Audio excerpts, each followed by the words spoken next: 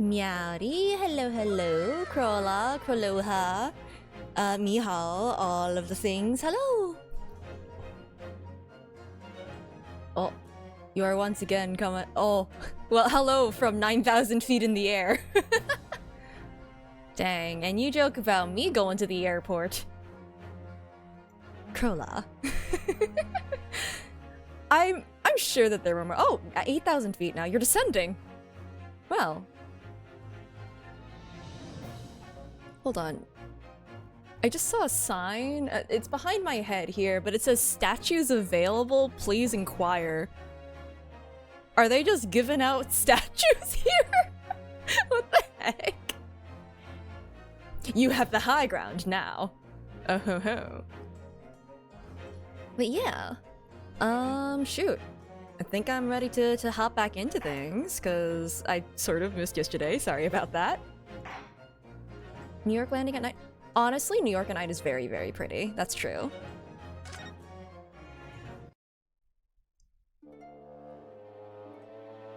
Oh yeah, I forgot he's pretending to be a statue. Oh man, this guy.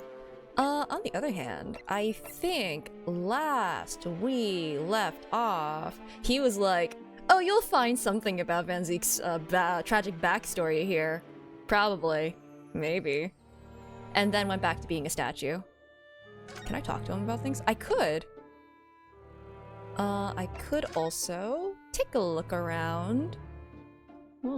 Oh, I can't read the sign. I'm illiterate. Unfortunate. So what's up with this guy with the knife? Is this an example of Western tsuchigiri? The what? I don't know what that is. You know, when an unscrupulous samurai randomly attacks a passerby to test his sword. Oh! I, still don't know. No. But actually, a waxwork samurai would probably be hugely popular. Could you model it, do you think, Runo? Doing that, tsuchigiri thing you mentioned? Well, I do have a sword, but I've no intention of testing how sharp it is on a human subject. For now, at least. Oh. If you had to do tsuchigiri on someone, who would you use it on? Don't answer that question. It's a trap, don't answer it. Oh, that's a funny place for a little ladder. What is it? Is something wrong? No, it's just that in Japanese, we have a totally different word for a ladder that folds in half like that. We do in English too, you know. It's a step ladder, or just steps. So, Be careful of making assumptions about other cultures, Runo. That's how wars are started. For ladders. Tricks! Fine, I will hydrate. I have tea with me. That I, steeped, like, hours ago, but is still actually very warm. Cut up the Shulm's wax sculpture, no! Is it supposed to be Jack the Ripper? I think so. I mean, in terms of famous historical figures with a knife that attack hapless young ladies, I would think that it is Jack the Ripper, probably. You know, like... Jim the Monstrous Void Arm. I didn't realize stepladders were an international point of contention, but the writer makes an astute point. So, hello, guy. I don't think this is a statue. I don't think I'm wrong about that. Is there anything else here? No, okay. I don't think this guy's a statue. This guy might be, but you're real. You're a person. 'Cause, like, the others are drawings. These models are so well made, I can't tell what's a waxwork and what's a real human. And that's how Hurley gets away with making himself a temporary exhibit for the day. Does he do this a lot? Oh. Oh, I'm glad that I'm helping you study. Hopefully nothing happens that, will, end up detracting from that. Maybe there are other people posing as exhibits in here, then. Or maybe all the exhibits are real people, and they come alive in the middle of the night, like a night at the museum, which hasn't been made yet. And when it's closing time... Wait, no, hold on! I was kidding! And when it's closing time and all the visitors have gone home, they suddenly start moving about. And Nicholas just thinking about it makes me wish it was closing time already and I was on my way home. Okay, maybe they are wax. I just...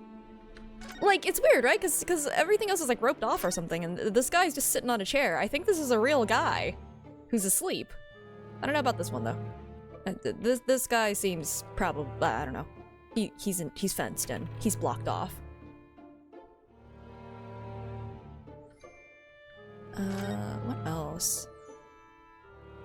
Okay, we've got, Roxanne from Pokemon, Ruby, Sapphire, and Emerald. Is this some infamous murder? Yes, called Jane the Ripper. Whoa, what? Wait, who's the one on the other side, then? All her victims were young women. I knew it. You can tell by the way she's holding that knife. Sure sign of a murderer.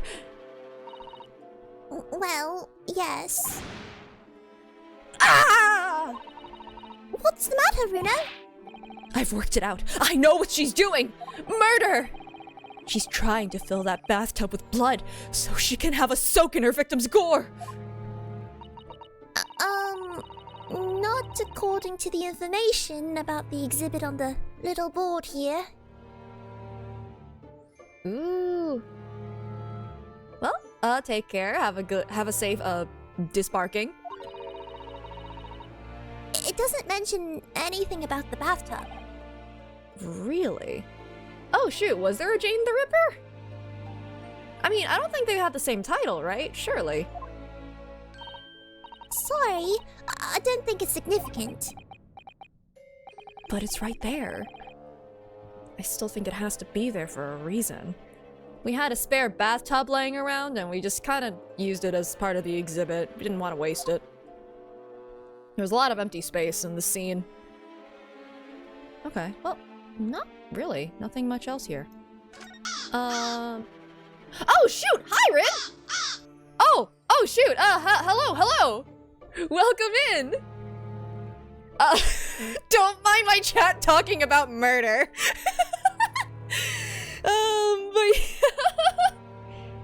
But yeah, I was shocked. I can be very expressive. But yeah, hello, I am Sei Sou. I am a VTuber, a voice actor, and we're playing Great Ace Attorney 2. And, don't mind the man behind the curtain. He's fine. He's okay. But yeah, I hope you had fun today. If you need to go and, like, rest or anything, like, absolutely go do that. Otherwise, you're free to, like, hang out here and... Oh, wait, no. Unless you're spoiling yourself for the future, since you want to play this game in the future. In which case, run. I don't know. Ooh, food good. I mean, who knows? I know that I forget things really fast, so... Regardless, you know, instead of addressing this, which I think is totally nothing important, I'm gonna go and talk to Sholmes. Don't mind the man behind the curtain. I'm going to heed their call. So, what is this place? Oh my god, he's still doing the statue thing. Sholmes, my beloved, exactly. Aha! Madame Tuspels came to London from France 3 years ago, I understand. Since she opened this little waxwork museum last year, it's enjoyed great popularity in London. There are museums like this... Oh, there are museums like this in Japan too, but, these displays are something else. Oh, thank you! It's the continuously eepy aura. You just gotta be sleep deprived. No, we got tea. The wax sculpture talks! You know. You know he's screwing with us. Actually, I mean, what do you mean? This is Night at the Museum 3. Was there a Night at the Museum 2? I feel like there was a sequel. I don't know. I mean, they aren't made from actual real people, are they? The extreme realism of these waxwork models is a particular secret of the Tuspels family, they say. They earned renown during the French Revolution for waxworks of victims of the guillotine. Oh.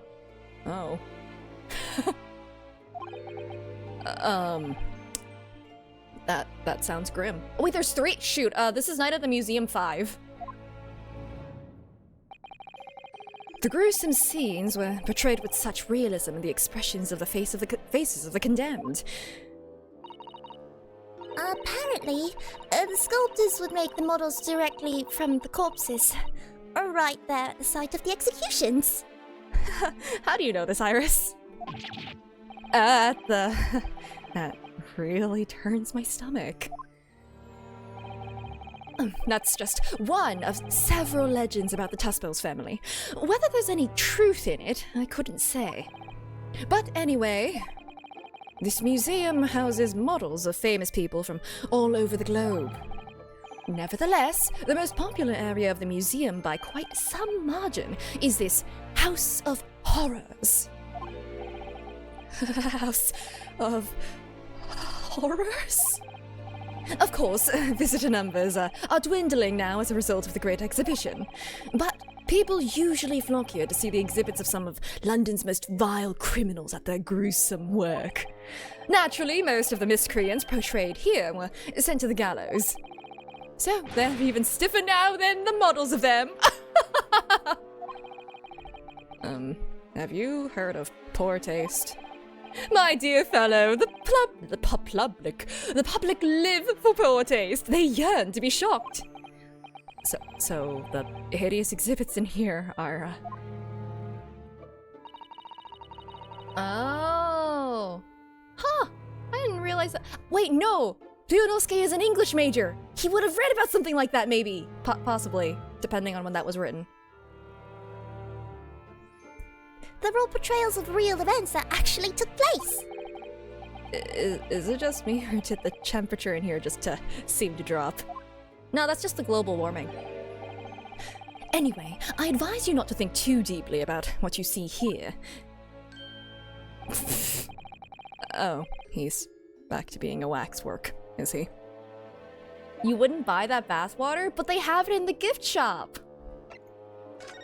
It's authentic! What do you mean by a temporary waxwork, Mr. Sholmes? Exactly what you see. I'm part of the exhibits here, catching these criminals in the act. Catching them?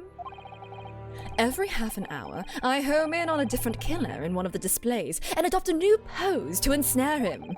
When members of the public come for a closer look, I offer them my hand to shake. For a shilling, I'll happily allow them to take a photograph with us. Us? Does he mean him and the waxwork murderers in here? But why, Mr. Sholmes? My dear fellow, isn't it obvious? For the money. For the money! He really roared at me there. Very fitting for the House of Horrors. I love him, he's so dumb. As it stands, I may struggle to pay this month's rent, and I have the ravenous iris to consider. Oh, Hurley, I'm so hungry. If push comes to shove, I shall have to ask you to do your bit, Mr. Naruhodo. What's he threatening to rope me into now? So, with that in mind, how about a photograph? As a special treat, you may have your pick of the murderers and scoundrels in here. The choice is yours. Maybe some other time. Remember, Mr. Naruhodo, ignore me at your peril. Oh! Back to being a waxwork again. Is it just me, or did his final remark there sound a lot like a curse? Ryunosuke can have a murderer as a treat. We get so many of those during our cases, though. Every single time. Sometimes it's a BOGO deal. On the other hand, what do you mean you're low on money? You're a world-famous detective, and Iris is a world-famous author, is a actual doctor with a doctorate degree at the age of 10, and inventor. You guys are fine. Anyway, apparently I have something to ask. Well, what is it you'd like to ask me then? Actually, it's about Lord Van Zeeks. Ah, our friend, Mr. Reaper. How did you find him? Well, I trust. Oh, flashback? Oh. And so I filled Mr. Sholmes in about everything I'd learned. About Lord Van Zeeks, about Professor Hairbrain, and how they were classmates. And about the strange coincidence that they had been at university together. Yeah, and they were classmates. They were classmates.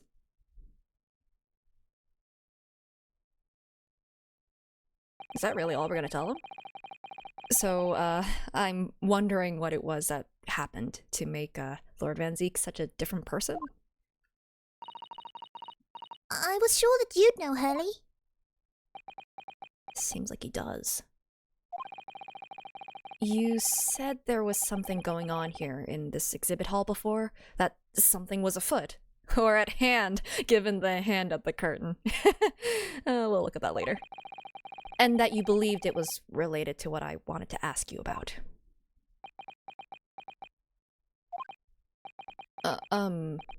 Mr. Sholmes? He suddenly clammed up. Oh. Well, it seems we've... What? It seems we've reached, the unavoidable... Greetings. I don't know. Oh!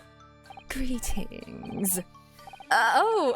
Hello! Where did she appear from? And what's she wearing? Could she look any more mysterious? She could wear a mask like that one guy. Ooh, she has persona eyes. I hope you are appreciating my museum. Sorry, have we... A witch burner? No! Mr. Sholmes, do you know this? Not again. My apologies. I am Esmeralda Tuspils. This is my museum of waxwork. You're the Madame Tuspils. Bien sûr. Bien sûr? Bien sûr? Bien... Oh, imagine being able to pronounce things. Though only 26 years young, I might add. Is that significant somehow. I'm a madam in name only. It adds a certain je ne sais quoi. Right. Do I do a really bad French accent, actually? She is saying French words, but I'm really bad at a French accent. Okay. Firstly, I must apologize for my waxworks, or rather, one waxwork in particular. Oh, it's so bad. It's so bad. Cringe, but French. That'll be Mr. Sholmes then. I was led to believe he was a great detective, but he seems, unable to settle. Oh, she has a braid! Oh my god! Next time you move from your designated exhibit, there will be toil and trouble. Don't melt him? That's a murder, right? That's attempted murder! Oh no! She sounds steadily serious. That's a problem. How am I supposed to ask Mr. Sholmes about Lord Van Zeeks now? It's only about the tea with you? Let's not forget what Hurley said before. About something being afoot. Right here in the museum, I mean. Yes, I know, but... I'm so curious! I want to know what's happening here. Haven't we got enough on our plate already? I could talk to you, but I could also look at the guy in the curtain. I'm starting to think this guy is not really that relevant. Am I ready for Tussiples to be part of the trial? Oh, of course! She has a unique model. Of course she's showing up in the trial. She's probably the murderer, somehow. I don't know. Maybe they, like, replaced the guy's body with a waxwork statue that looked like him, and then he was actually in the Crystal Tower the entire time, and maybe he is actually dead. I don't know. I hate that I might be onto something. I did throw that out as a joke, but it became less of a joke as I said it.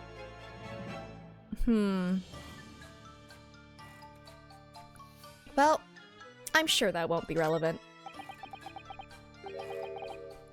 Is this an arm? It looks like an arm, doesn't it? Maybe one of the waxwork models has fallen over. You don't think it could be the work of one of the mass murderers in here, do you? Bruno! Stop scaring me! Is it a wax arm or a real one? Come on, you're always pointing that finger of yours in court. Poke that arm now and see how it feels. Objection! I mean, we would be able to tell if we read this, right? That big heavy curtain. Oh, nope, no, we're not allowed to read. That big heavy curtain is in a very prominent position, isn't it? I have a nasty feeling there's going to be something truly terrifying behind it. I assume that's where Madame Tussiples came from. Oh yes, that's the famous Tussipels special exhibit. It depicts one of England's most notorious killers. Do you want to pay the extra fee and have a look? Pay more money to be even more terrified? Ooh, let me think about that for a moment. It was only a suggestion. Dang. You don't have to be so rude. She's 10. Dude. Alright, I think I have to just talk to her. Hey, what's up? Did you make all these waxworks, Madame Tussipels? I did. I am the third generation of waxwork artisans, you know. Gosh! I need her to stop talking so I can stop doing this terrible accent. It was my grandmother who began the tradition in my family. Her fortunes were checkered, living through the turbulent times of the French Revolution as she did. Never stop. No, you can't make me. So that is when she acquired the savoir-faire. I don't even know if I'm saying the French words right. That leads to the astonishing life like this. All these waxworks really do look as though they're alive. In fact, they look more alive than Hurley. I think he died. We have to question her about everything. Dang it! What you see exhibited here represents the most atrocious of London's criminal past. I'll just say that her accent is slipping because she's the third generation, obviously. So it's not fully French? Sure. All the waxworks were created in the presence of the real people on which they are these are murderers. Did you dig up their bodies or something? Hey, when was Jack the Ripper? Cause like, did she have access to this guy's body? in the hours immediately following their executions. That is the secret to the extraordinary lifelikeliness. That sounds terrifying. All walks of life have similar challenges, I'm sure. They were donated. 1800s? This is late 1800s. 1888. Okay. Shoot. Maybe she did have access to the body, even though Jack the Ripper, I think, was never caught. In this universe, Jack the Ripper was caught and then turned into wax. No, don't turn me into a marketable wax figure, no! To carry out one's trade par excellence, one must go to extraordinary lengths. My exhibits are a reflection of society. I create only that which the public wishes to see. Murders! That's why everybody's committing them. Why couldn't the public have wished for something less horrifying? Final figure? No, only lifelike wax figures. Duh. Hello, I am doing better. I had a stomachache yesterday. It was pretty bad, but I am fine now. Do not fear. Sorry. This room is the only one in the museum with such a macabre theme. I do hope you'll explore. There are models of famous singers, actors, politicians, something for every taste, I hope. Yeah, it was Iris who dragged me straight in here, come to think of it. Lifelike and life-size $2,000 wax figure win! Only during the winter, otherwise it'll melt. Sorry. Perhaps I should have eased you into things. Cool. Are you gonna let our friend go? What's the situation with, that? My temporary waxwork model. He approached me some days ago, you see, with a business proposal. Oh, what sort of proposal? Why is our boy standing like that? He's, pretending to be a wax figure. My dear madam, what these sparse exhibits need is the addition of a world-famous great detective. Or words to that effect. Naturally, I am well aware that Mr. Sholmes is widely known in London as a talented detective. It's a great detective, actually. He's very specific about it. Yes, the creme de la creme. So I was keen to come to some arrangement with him, of course. But sadly, we were unable to agree terms. Let me guess, someone wanted to charge an exorbitant price for his services. For a mere £500, I will dive into your cauldron of wax this very moment. I mean, I'm glad she didn't agree. Or words to that effect. Mr. Sholmes might have overdone it slightly with the sales pitch. Regrettably, the museum has a shortage of funds at the moment due to unforeseen circumstances. Oh good, motive. So we came to the current arrangement instead. Surely he doesn't really need to do what he's doing though, does he? I would think not, but he was very insistent. I have a 50-shilling problem that must be resolved by the morning. What does that mean? Or words to that effect. Side note, melted wax hurts! Wax dipping is fine as long as you don't take long in there. I think it would be very difficult to get the wax off of you if you cover your entire body in it. It's the pawnbroker, that's what it is. He must have something to redeem. Is the consulting detective work not going so well? Okay, well, something is afoot or at hand. I wonder, could I ask you something? Bien sûr. I'm just curious, is anything going on in the museum at the moment? Some kind of incident, perhaps? Oh no, there is. Whoever suggested such a thing to you? Oh, well, it was. Are we gonna throw? Don't throw him under the bus, please. Oh, he's gone! Your temporary waxwork over there who mentioned it to me a little. Oh, he is disappeared. A wax model is a work of art, not some tawdry object for trade. Careful, you're gonna get wax thrown on you. There you are! Leaving the exhibit again when you should be working. Do you wish to be melted down? Is this something she threatens her wax sculptures with normally or something? Cause like... Oh, poor guy.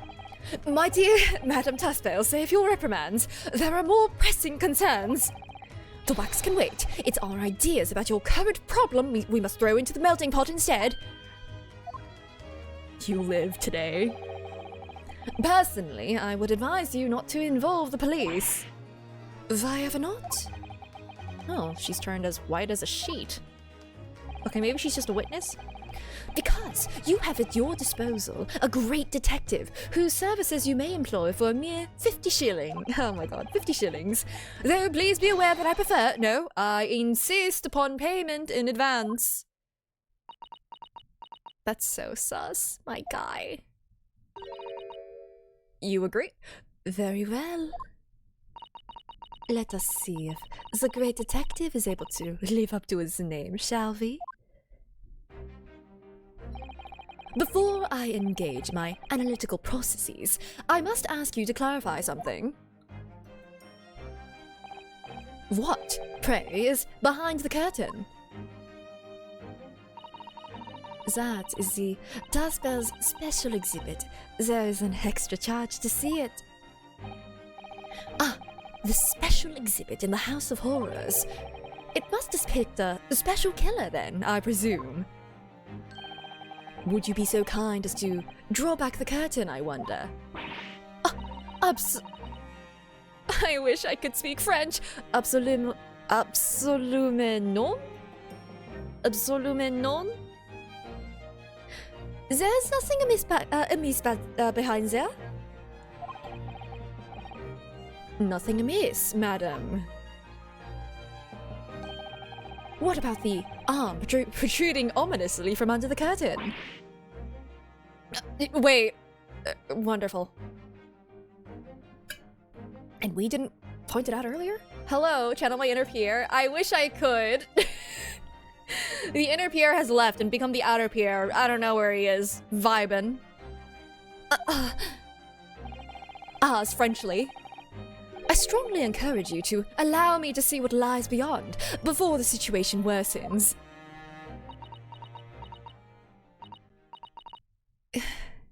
Yes, very well. I will draw back the curtains, but only a soupçon? Soupçon? See with a little tail? Soupcon. At least I'll know I'm saying it wrong if I say it like that. Number 139. Number 58. I must confess, I peeked behind the curtain earlier. The Tespel special exhibit is a very bleak graveyard scene indeed. There's a soup con happening? Yes. Sharp S, just like sharp cheddar. And yet, somewhat surprisingly, the waxwork killer, what one would expect, is nowhere to be seen. The killer was us all along! It's metaphorical! What does strike one, however,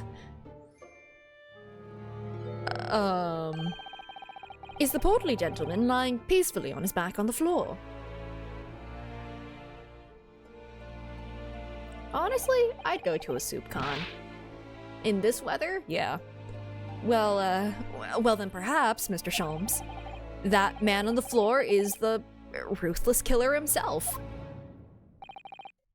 I'm afraid not, my dear fellow. He's a perfectly ordinary London gentleman. Not even a waxwork, in fact. Wait, we've seen that one before? Hold on. People. Have I seen this guy before? Maybe not. Oh, it's your $2,000 lifelike and life-size wax figure of generic Englishman number 5? Dang. He was a juror. Oh, he was a juror? Oh my god, is he? Oh no! In the McGriddled case?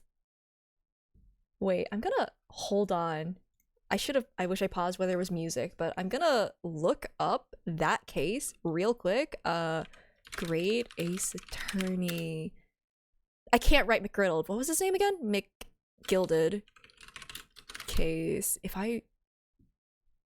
Can I see? I am gonna mute it. I just want to see who's on the jury. Case 2. Willy Wonka. Where is the jury? Show me a zoom out of the jury. Okay. There was Fairplay, who's been— oh, wait, no. You're not the jury. You're just guys who exist. Dang it. No. Where's the jury? Where's the jury? Where's the summation examination? I know those happen in every single case. Oh, yeah, there he is. Oh my god, he died. Yeah, Fairplay became a juror, though. He became, like, the #1 juror for, like, 3 cases. Oh my god, it was juror number 1! Oh no! What? As skillfully made as these waxworks are, they aren't always distinguishable from real humans. So, allow me to present my 2 conclusions. Maybe he's asleep on the floor. Maybe he passed out from shock, from fright! The first is that a sizable business transaction has been taking place in this special exhibit. Why would you say that? And the second is that the aforementioned transaction is linked to a serious crime. She looks as pale as candle wax. And not the skin-colored ones that she uses for her wax figures. Yeah, the one-off NPCs are coming back, and I don't know how to feel about this. I mean, we've already got, like, recurring jurors, which frankly shouldn't be happening, but we've got recurring jurors who have grudges against us. We got, like, what was it? Like, everyone's just coming back. Oh, I don't know how I feel about this unnamed guy coming back, though. I don't understand. So, Madam Tuspels, as you've agreed to my fee, you shall now have the pleasure of seeing this famously great detective and temporary exhibit at work. Did you actually get the money? You said you wanted to be prepaid. Okay, we're going in. Conflicts of interest? Perjury? I don't know what those are. All right. The waxwork's fate. He ate the wax! To begin with, we must ask ourselves what exactly is afoot here in this museum. The answer is revealed by the bundle of banknotes protruding so helpfully from your bag. In my estimation, some £200.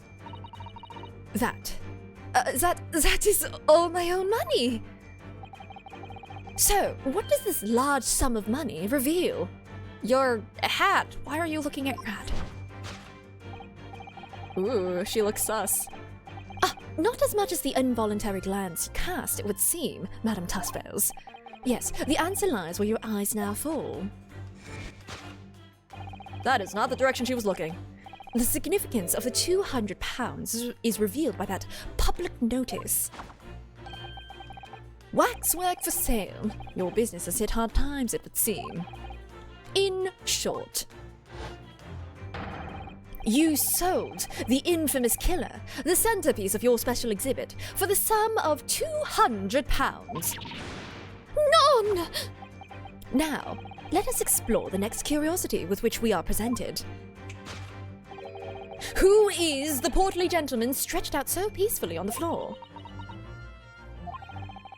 It would appear the man has suffered a severe shock, the cause of which is clearly known to you.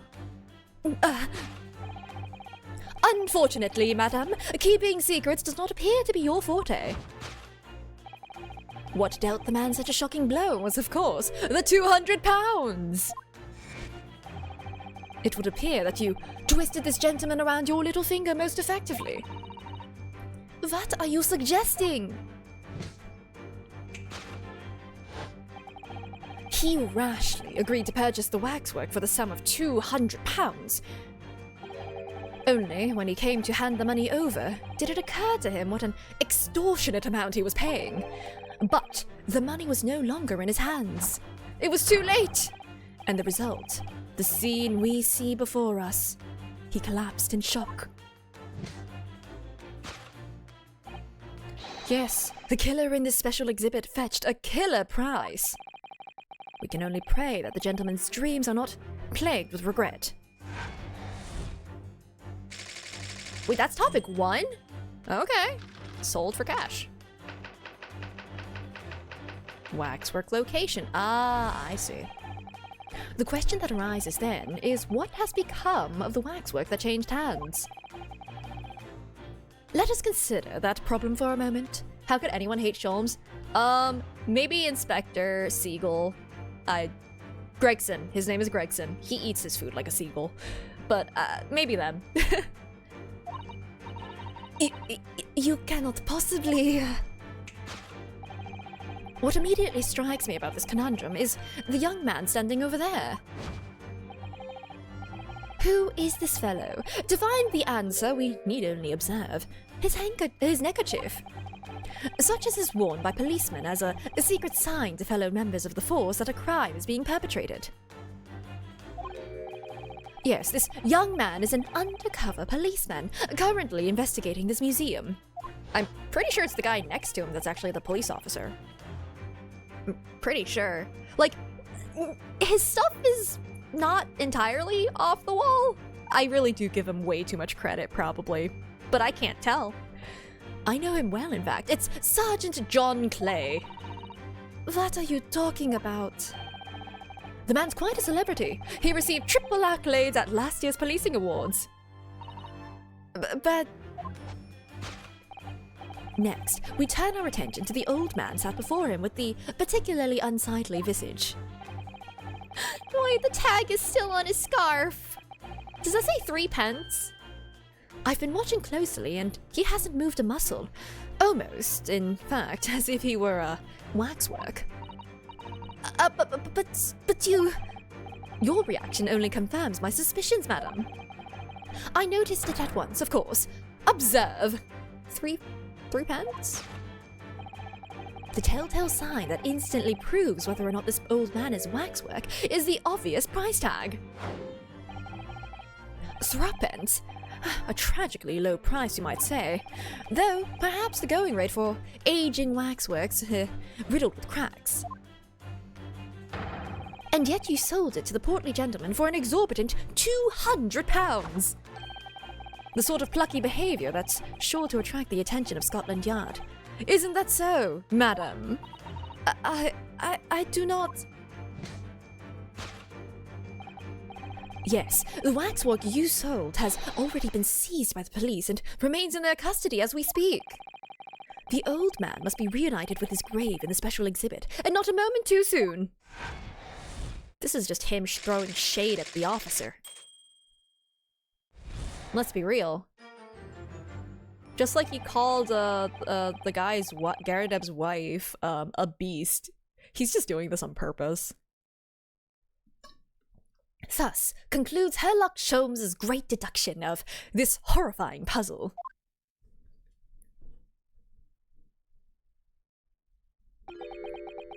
Mm-hmm.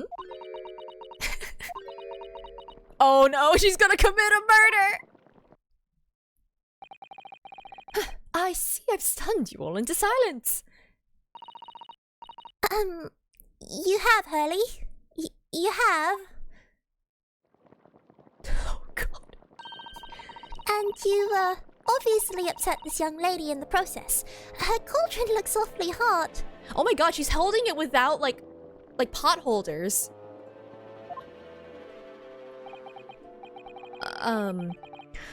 If I could just bring up one point, Mr. Sholmes.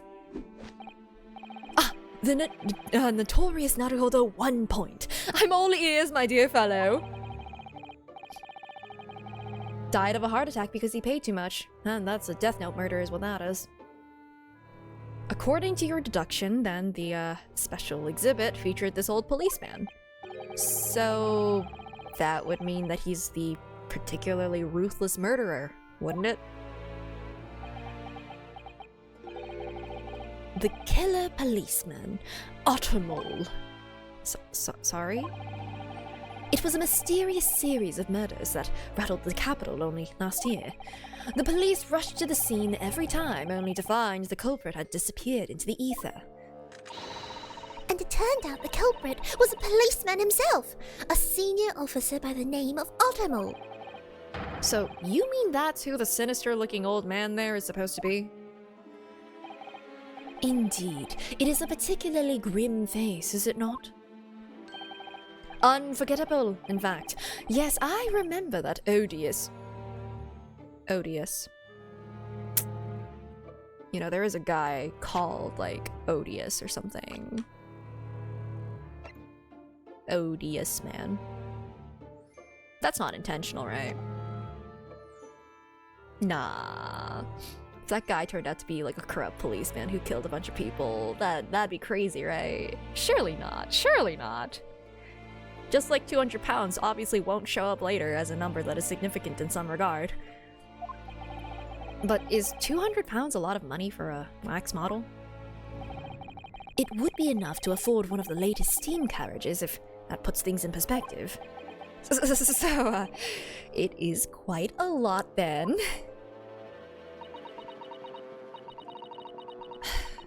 Is there anything else you wish to add? Before I melt you down. I was about to say before I murder you, but yeah, no, that's actually what she said.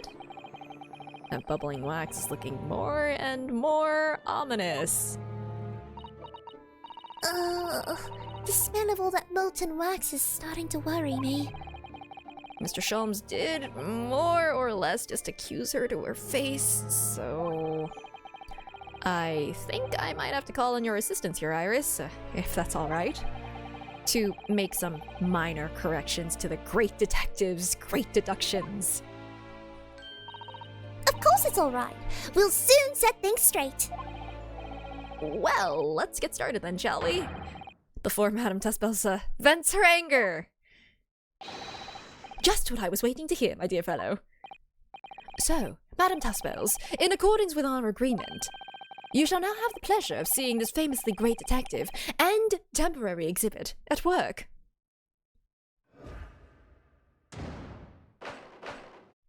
Alrighty. Time to JoJo pose all over them.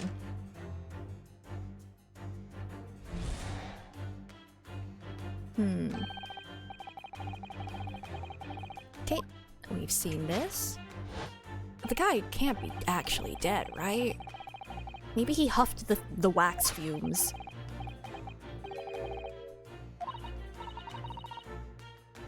Yeah, at this point, given her reaction to problems, I wouldn't be surprised if these were real people. I mean, she said that they were made based off of corpses, so... They said he fainted from shock, but it's just like, did he faint? Was it from shock? Is he dead? Who knows? Melted wax still very much hurts. Hot things tend to do that. I can't wait to turn the camera and then there's like a bat in the corner or something. Never said they were from corpses she didn't make exactly. She definitely looked in this direction, and it's true. But I'm not sure she'd sell any of her waxworks, even for £200. Oh?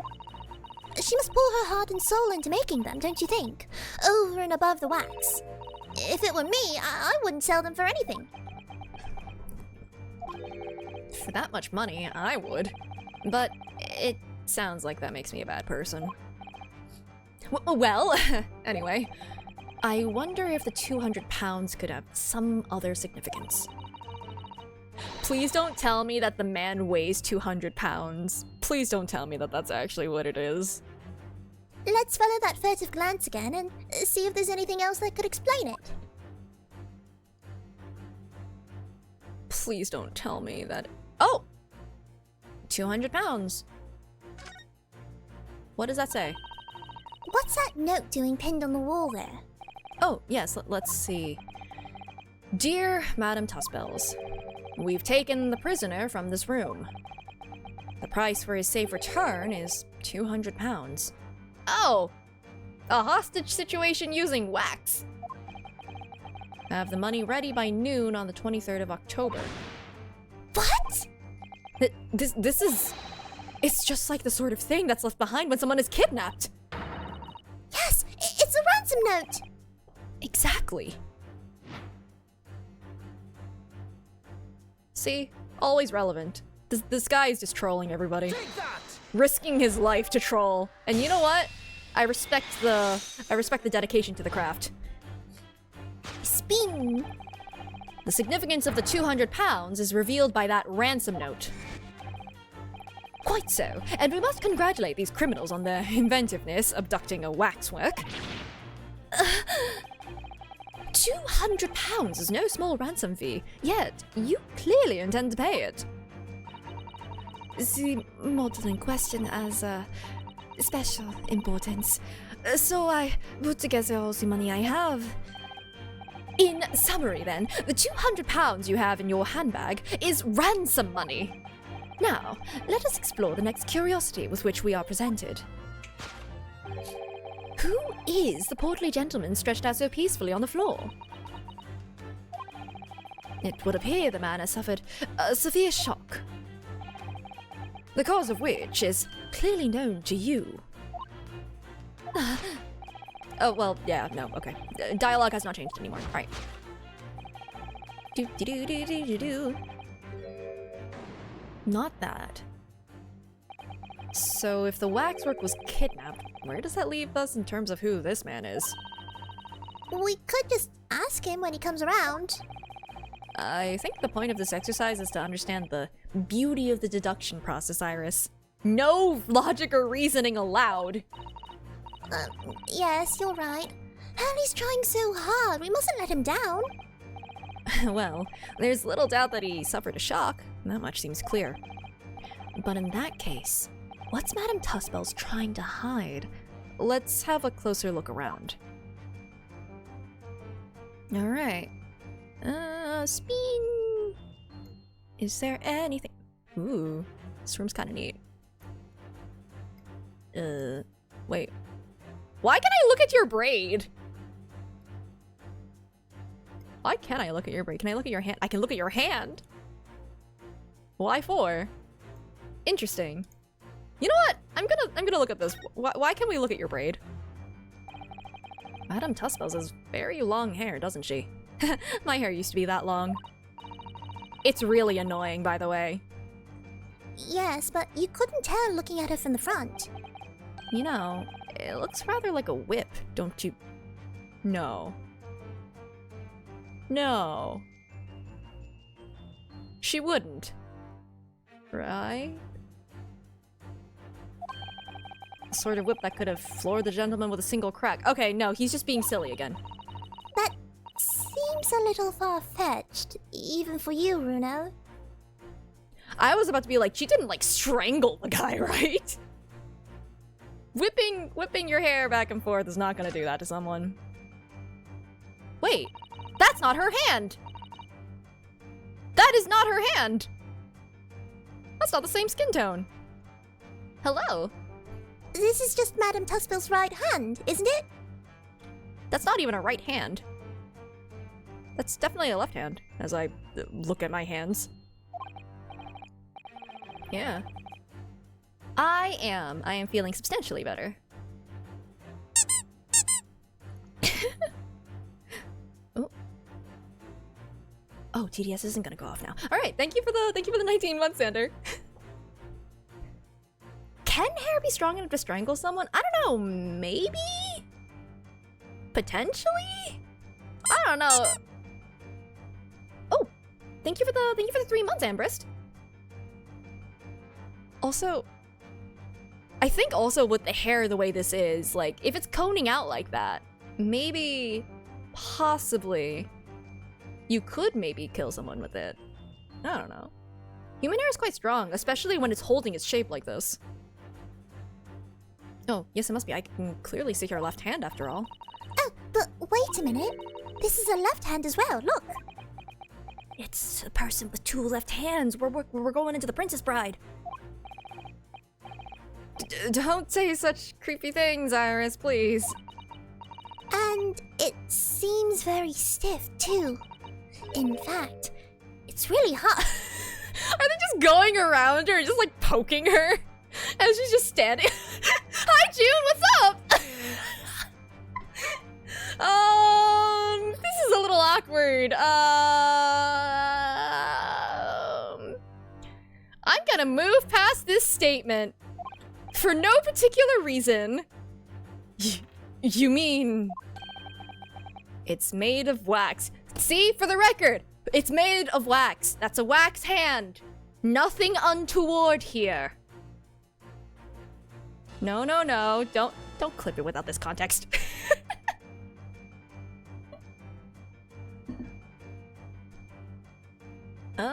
Ignore your void arms and wax figures underneath your rug. Oh, man. Waxwork hand. Out of curiosity, does that guy still have his other hand?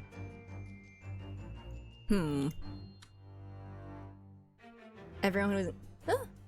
I mean, here it seems like we just re-go over everything with the exact same dialogue, and they just kind of go with it. It's kind of, I don't know. It's nice of them to do that. Anyway, what's up with this? Why did you hit him with a hand? You slapped him with a wax hand so hard he fell unconscious. We can't see his right hand, that's true, but also, like, why would they turn him into a waxwork statue? What dealt the man such a shocking blow was, of course, the waxwork hand. Indeed, with a solid waxwork limb, one could deliver a very substantial blow. How could you... The hand protruding from the bottom of your cape. It ought to be a right hand, but closer inspection reveals that, in fact, it's a left hand. And somewhat masculine as well, in that it is not the same hand as your hand. In other words, it does not belong to you, madam. It is the hand of a waxwork model. Kya! Oh, that's just a whole arm! Some of the visitors to my museum can be troublesome. They meddle with the exhibits and cause damage. So, you mean that arm? She's armed! She's gonna commit armed battery! Oh no! Yes, this gentleman saw fit to try to remove it as a souvenir. No small keepsake. Like taking a whole branch of a cherry tree when you go to view the blossoms. This is getting out of hand. Let's take a break. Oh, man. I shall return. I'm gonna get more tea, actually. You know, keep myself, warm so that, I don't know, I don't get encased in wax? Gotta hand it to- wait, wait, where did the ad go? Did it stop? Hold on. I'm sorry, I need to ask y'all, did it just perish?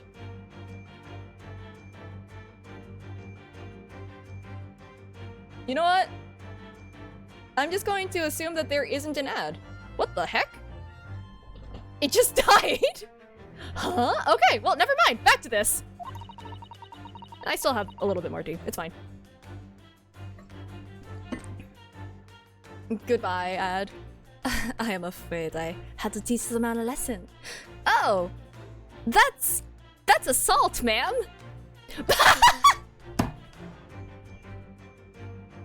I think I just predicted it. I summoned it into existence. I'm so sorry. Yeah, that's my bad. I said its name, and if you say its name a certain amount of times, then it happens, and I'm sorry, I spoke it into existence. I will go and grab that tea now, though, so... I'll be right back.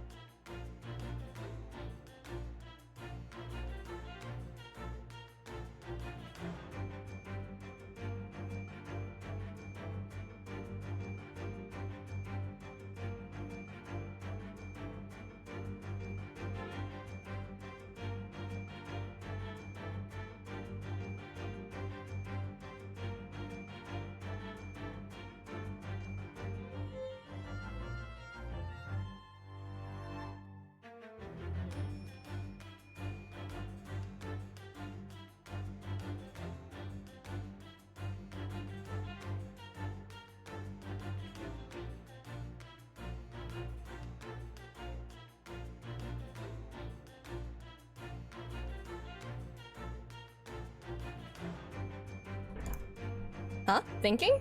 Thonking? Me? Thinking? Nah, no brain cells here. Brain cells are actually illegal to have. Alrighty. Wait, what the heck? What? Huh? Wait! What? But...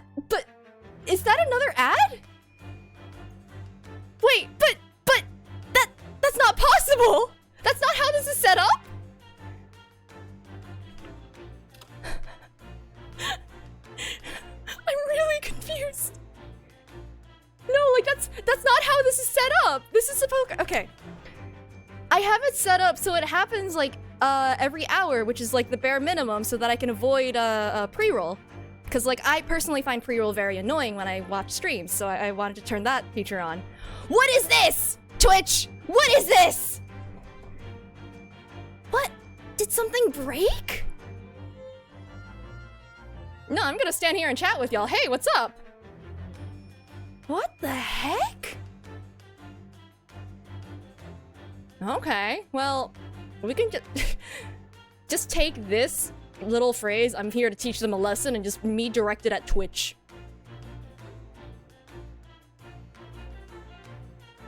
Yeah, I have no idea, because like when I left, I definitely saw the thing come up. Really? I think something glitched on my end then. This makes no sense. Interesting. I think I'm going to have to fight Twitch. That's it. Ah, my tea's hot. I've made a mistake. It's fine, it's fine.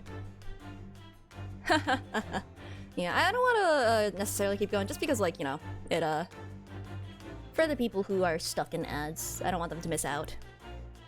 You know? Send the raccoons. Eat their internet. We will weaponize them.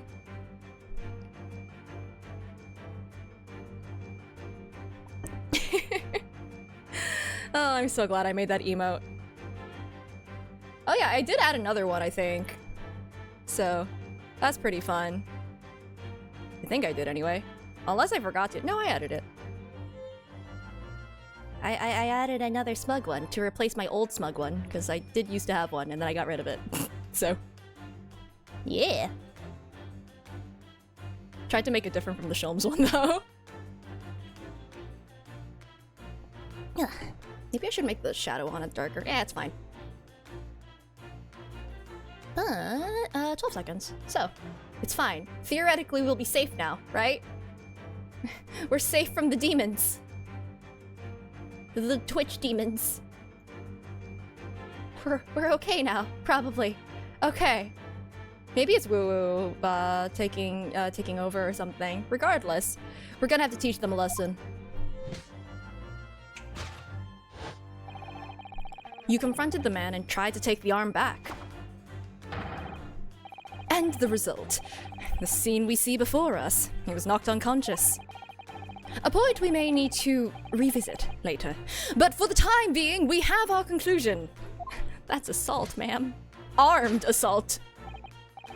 Yes, the killer in the special exhibit has been kidnapped. Whack-snapped.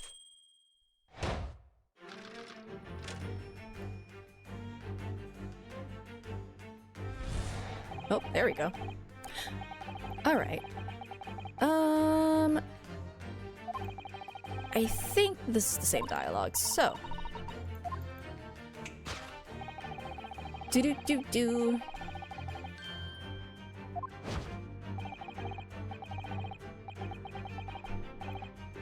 I wonder if this guy is like, you know, a commission or something. He's roped off, which is interesting. According to Mr. Sholmes, the yellow neckerchief is a sign to other policemen that some crime is underway. A way of communicating with his colleagues without revealing his identity. Yes. It's a secret that's closely guarded by Scotland Yard. Not anymore. That Mr. Sholmes didn't hesitate to give away. Well, uncovering secrets is in any true detective's nature, of course. Right.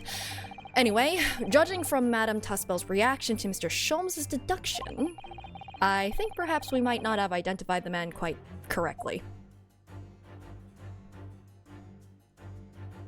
I mean, oh, I can, oh. So, I don't think this guy's a real guy. Just a little bit of a... He's been disarmed! Anyway. What the? The man has a stub sticking out of his shoulder where his arm should be. Oh, well, that settles that then. Right, this isn't a real person at all. His entire arm's been ripped off, from the shoulder down. His arm's been... of course, that ties in with what we just found out. That's just the bone. I don't know. I don't think my bone does that. I haven't seen my bone, to be fair. But, like, I don't think my bone does that. Take that!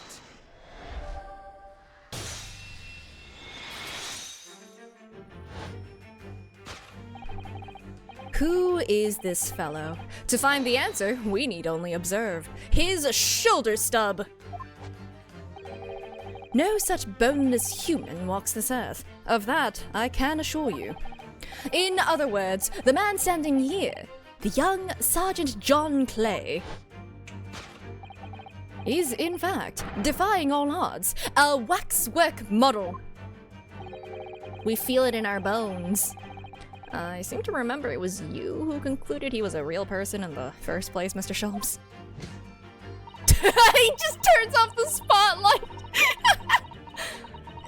He has become quite a celebrity in London, being the winner of no less than 3 policing awards last year.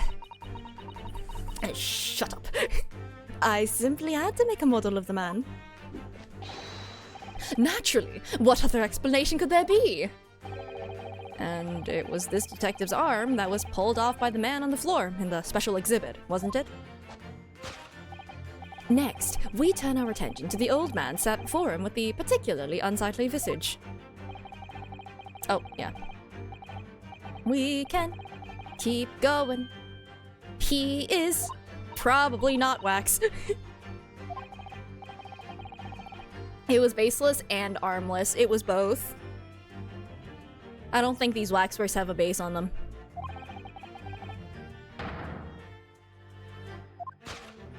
Okay. I mean, to be fair, he does have the neckerchief thing. Like, I guess it's not on his neck, but like, you know. A killer policeman called, Ottermole, was it? Was he well known? It was all over the papers last year, but I can't say I know what he looks like. Oh my god, please don't tell me that it's actually odious, Odie Yasman. And that one offhand comment that Sholmes made about him being an odious man is the key to it all. I swear. Odie Yasman. Yeah, no, he is. I can't look at my record right now, but yeah, there is a guy. He's the quote-unquote victim of our case. But I think it was just a waxwork statue, but that's beside the point. It's a very low price, though. Threepence isn't much money. Only enough for a few measly hours of gas in Mr. Garridib's delightful lodgings, in fact. So, this is the special killer taken from the special exhibit. Is it? The waxwork that somebody stole from the museum and tried to ransom for £200. Is this crusty old killer policeman, Ottermole? Really? Perhaps we should have a good look around again and see if another idea crops up. So, like, is there something...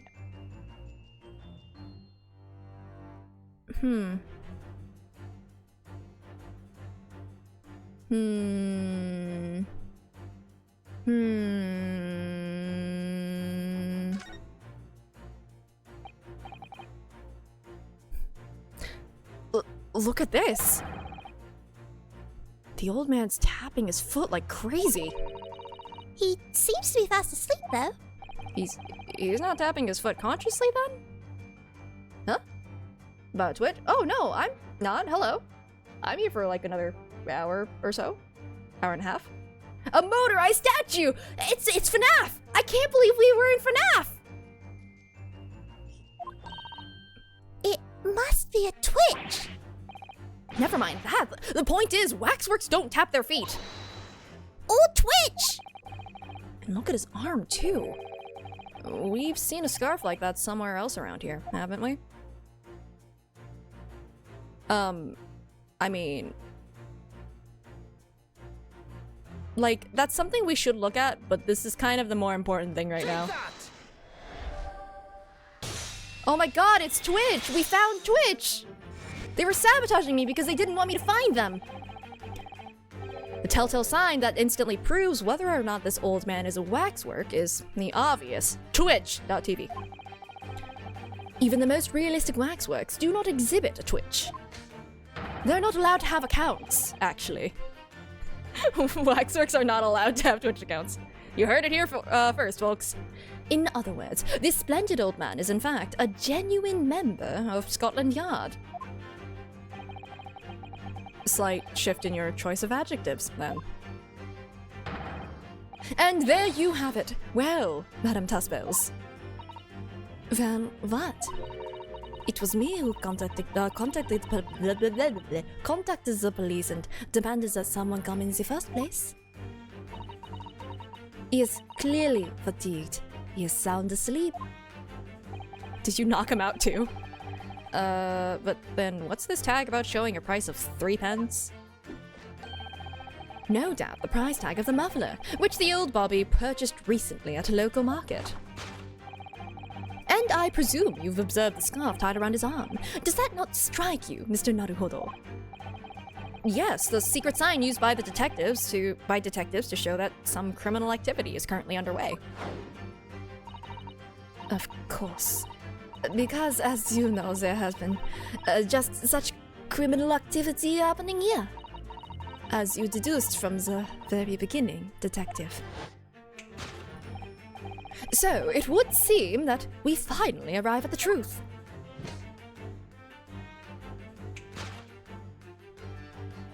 Spin. The waxwork of the especially ruthless killer from the special exhibit has been kidnapped. And Scotland Yard are already investigating. And that guy is dead. But the model's whereabouts remain a mystery. Thus concludes Sherlock Holmes' great deduction of this horrifying puzzle.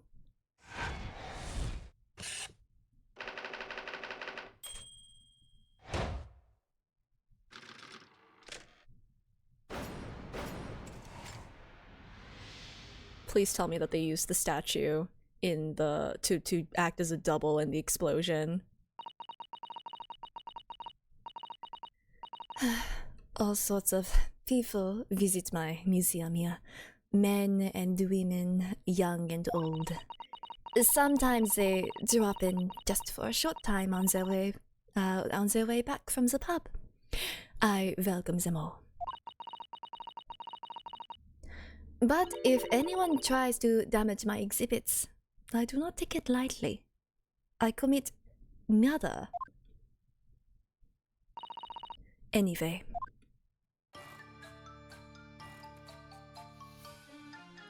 I will not throw wax at you on this evening.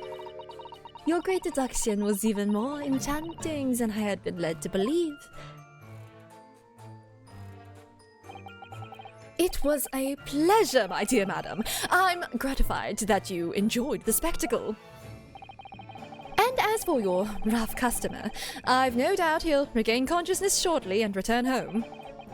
What concerns me more is the waxwork from the special display, if it was indeed genuinely abducted.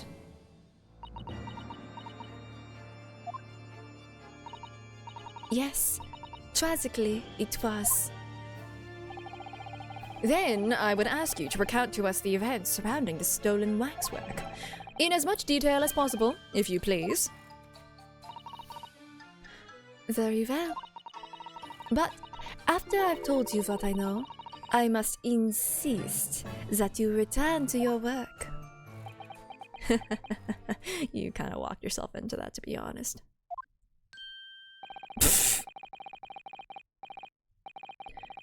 The talents of a great detective could be put to better use, but as you wish. Well, we've lost him. I hope your hearing gets better. Live otter camera. Oh no, we're gonna see the murderer. And yeah. Have a good one. Don't let the waxwork come to life on ya. Tell us more about the stolen waxwork, please. It was some days ago now when I came in here one morning. I immediately noticed that a waxwork was missing from the special exhibit here. It is your most prominent display, so that's why the curtains were closed. And I found the ransom note in its place. The culprit must have broken in during the night and taken it then. So, this waxwork that was stolen, it was a model of some horrible criminal, I suppose. Of a particularly horrible criminal, in fact. The killer who left a more profound scar on society than any other, I would say. The Professor. Not a name I've heard of. So, Mr. Naruhodo, it seems the circle is complete. Sorry? Is this part of... Oh no, is this part of Van Zeeks' like, tragic backstory? Does it also involve Wilson somehow? The Professor case happened at around the time I was born, didn't it? Indeed it did, Iris. 10 years ago, a series of murders that rocked the capital. 10 years ago? Yes, at exactly the time that Barak Van Zeeks graduated from university, in fact. What? Surely he's not saying... So, the big event that changed Mr. Reaper's life. As you've surmised, it was the Professor case. Who was this professor then?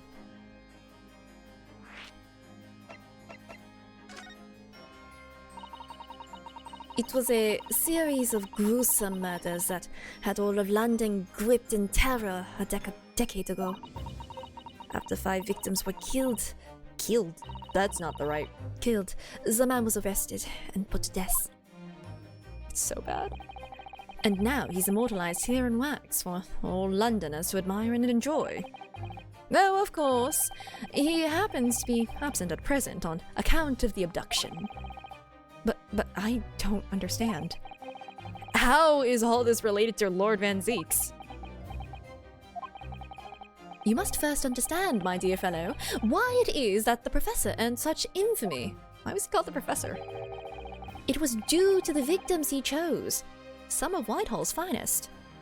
Oh wait, is this a reference to Jack the Ripper? Kind of? A little? Cause like, shoot, wasn't like, weren't Jack the Ripper's victims on... Yeah. Huh, okay. What do you mean, Hurley? Those murdered by the Professor were some of the highest members of the British aristocracy. Members of the nobility, even royalty. It sent shockwaves through the country's administration. Members of the... wait, of course! What Professor Harebrain said. Lord Van Zeeks is from a family with noble blood. Oh gosh. It was the fifth victim that led to the Professor's arrest. Yeah, Whitechapel. The last of the killer's prey was a young noble by the name of... Clint Van Zeeks. Oh boy. No. I don't believe it. Van Zeeks? I'm sure you can piece together the rest for yourself. In the wake of his older brother... Older brother! Okay. Older brother's murder, the young Barak pursued a career as a prosecutor. And eventually became the Reaper we know today. I had no idea Lord Van Zeeks had such a tragic past. Well, I'm afraid that's all I can say on the matter, for the time being, at least. After all, I have work to do. As a waxwork exhibit.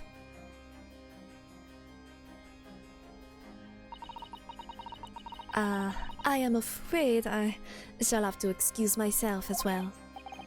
Oh, Yes, of course. It's been a pleasure. Thank you. Oh, boy.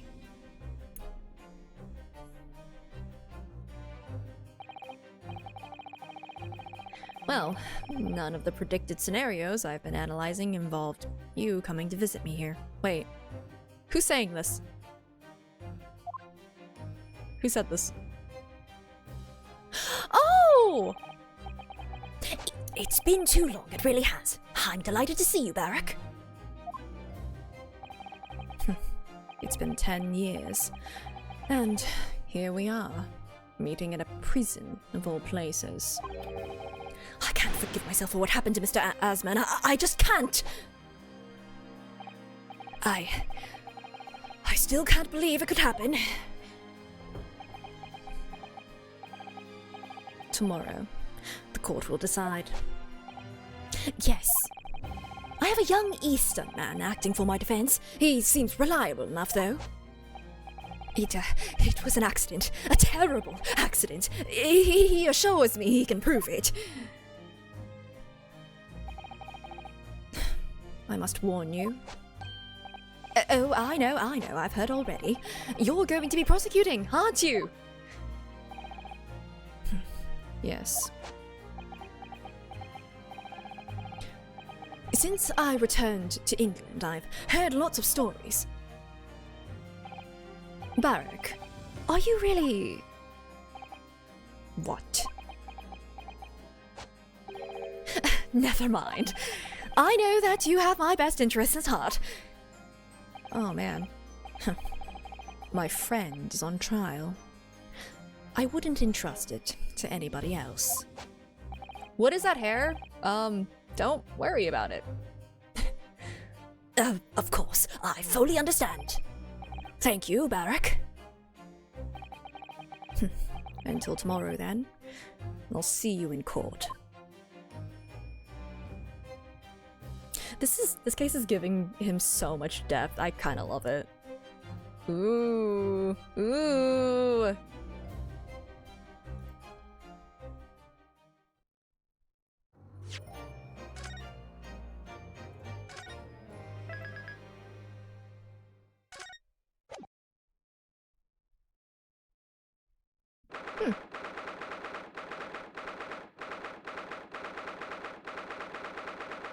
Wiki.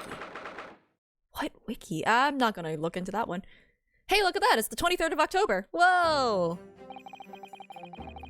I can't believe it's been 6 months since I was last allowed to work in court. And now here I am, back at the Old Bailey. Oh, this poor man. Mr. Naruhodo.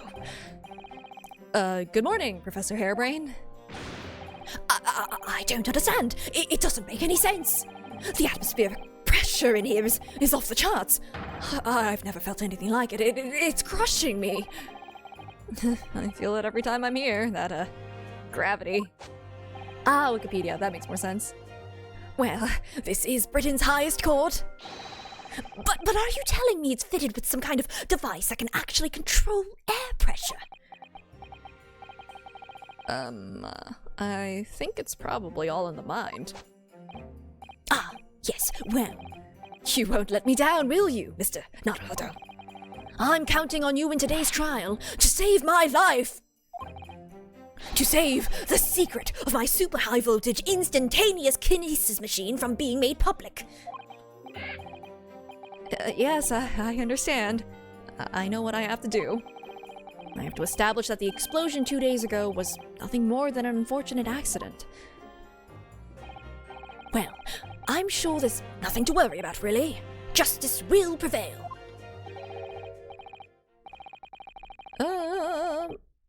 Who is saying this? My commiserations. You appear to have been lumbered with the most tiresome case here. Oh, hi! Mr. Sholmes, I did not expect to see you here. What time is it? Wait, hold on. What time of day is it? You are not normally up this early. You usually sleep until, like, noon or something. Allegedly. Allegedly. That was very mean, Runo, leaving me alone at home with Hurley. It took me at least an hour to wake him. Oh, that explains it. That's okay. Is it? Are you Herlock Sholmes? Indeed, sir, I am he. Herlock Sholmes. Oh my god, don't be so rude. Oh, I've heard all about your exploits even whilst living in Germany. Oh, yes, Rand's magazine is on sale in Germany too. That is, I am he. This month's installment was sublime. Your deduction in The Adventure of Silver Blaze was wonderful. Hope that time's in PM. Yes, it is. Well, in my case, it's 7. Yeah, 7:40. Ah, yes. A memorable case indeed. It concerned a snake, I seem to recall. No. No, that was the speckled band. Well, thank you for coming. I do appreciate your support. At least I assume it is. Sorry to disappoint you, my dear fellow, but I'm afraid I can't stay. Oh. I have urgent business at Madame Tuspel's. You mean your waxwork job? No, the waxwork abduction, of course. Madame has engaged my services. So you're trying to get to the bottom of that ransom note, are you? Don't worry, that's gonna come in later! I'm pretty sure that is absolutely gonna be a part of this case later. The week's wages depend on it, as does the safe return of the waxwork, naturally. As such, I intend to give it my undivided attention. Never mind then. I understand. Of course, with my skills of observation and reasoning, resolving the matter will be as easy as proverbial pie. I shall return forthwith. For until I solve the case, I shall have no money to afford a pie of any description. Oh, then you must absolutely give it your full attention, Hurley. Quite, Iris, quite. But life is riddled with irony, you know.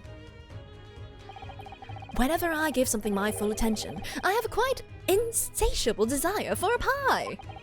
One of the universe's intractable mysteries, you might say. Oh, yes, quite. Definitely. Absolutely. I totally understand. Is someone a little starstruck? We don't know what kind of pie. Mystery pie. I wish you the very best of luck, Professor Hairbrain. Why, thank you. Before I depart, Mr. Naruhodo, a word in your ear, if you please. Word? What's this about? As you have remarkably little grounding in science, I feel I ought to inform you. As compelling as this super high voltage instantaneous kinesis hypothesis may be, a practical implementation, such as was attempted by the professor at the Great Exhibition, is quite impossible. But the professor said the demonstration was a success. Yes, it would appear that he fervently believes it was. I've read Professor Bunnybrain's paper about it too, Runo, and I have to say, I'm sure it can't be done. It could barely be done theoretically, let alone practically. So he's completely barking up the wrong tree? I mean, I think that he was just kind of led to believe that it worked, so that he believes that this is entirely his fault rather than fabricated by someone else to frame him for something. But how could an experiment that had no possibility of succeeding, in fact, succeed? That's contradictory. And it's that contradiction that will be at the heart of the trial, I've no doubt. What's that supposed to mean? I can see the future. Now I must hurry along. I wish you the best of luck, my dear fellow. See you later, Hurley. I'm gonna need your help later when you come back with the actual statue. And it'll be like, whoa, look at that, it's Odie-Asman! I mean, Odie-Asman. Well, it looks like you're on your own today, Runo. But chin up, you can do it. Oh, what about you, Iris? No, I'm afraid I can't help. I have something I need to do. I see. It's going to be a big surprise for you when you find out what it is. Odie who? Oh. This guy that was, like, randomly brought up. Like, he's the victim. But, I don't know. Sholmes brought up a little bit of wordplay. They won't let a 10-year-old into the courtroom? They already have! Multiple times! And she told off the entire courtroom, which is great. My god, this guy is just such a JRPG villain looking guy. He was also sitting in Seiza. Anyway, was there anyone else that I wanted to look at while I was here? No, I don't think so. Ah, from Garfield? Nah, it's an odious guy, not a good boy. Oh, that sounds ominous. Counsel for the defense and the defendant. Court is about to be in session. Make your way into the courtroom at once. OBS guy. We're on our way.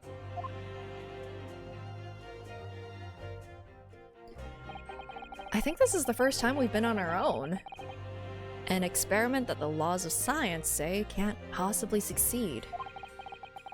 Yeah, he stinks of crime and corruption. And a scientist who's convinced that it did.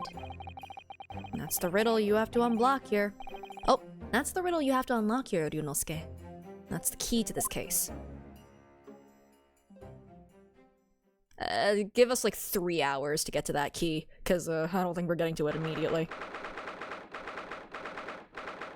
To be fair, if I brought up in the courtroom, it was a lifelike wax figure! Like, no one's gonna believe me. I don't even have proof of that, so like, that's fair. Who is here on the stand? Not the guy who was unconscious. In the name of Her Majesty the Queen, I hereby declare this court to be in session. We are sitting here today for the public trial of Professor Albert Hellbrain. I now call upon the counsels for the prosecution and defense to declare their willingness to proceed. The prosecution is ready. The defense is ready, my lord. I'm 6 months out of practice. And what's more... No! Susato! I'm without Susato-san today. I wasn't expecting her to just freaking show up and vanish! Is it just my imagination, or does the air in here feel even more oppressive than usual? It's so weird not having an assistant here! Like, does that ever happen in Ace Attorney? I can't believe Susato's fucking dead.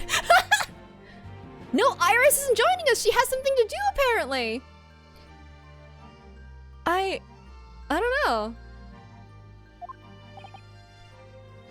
No, Susato, don't join Kazuma. So, I must say I recollect the victim of this case all too well, Mr. Odie Asman. Mr. Asman was well known as a financier, though that was merely a front for his diverse criminal activities. Sometimes I can still hear her voice. It was only a month ago that the man appeared in court, prosecuted by you, Lord Van Zeeks. Oh yeah, we're gonna fail out from nerves, probably. We're just gonna go and spiral into a panic attack, actually.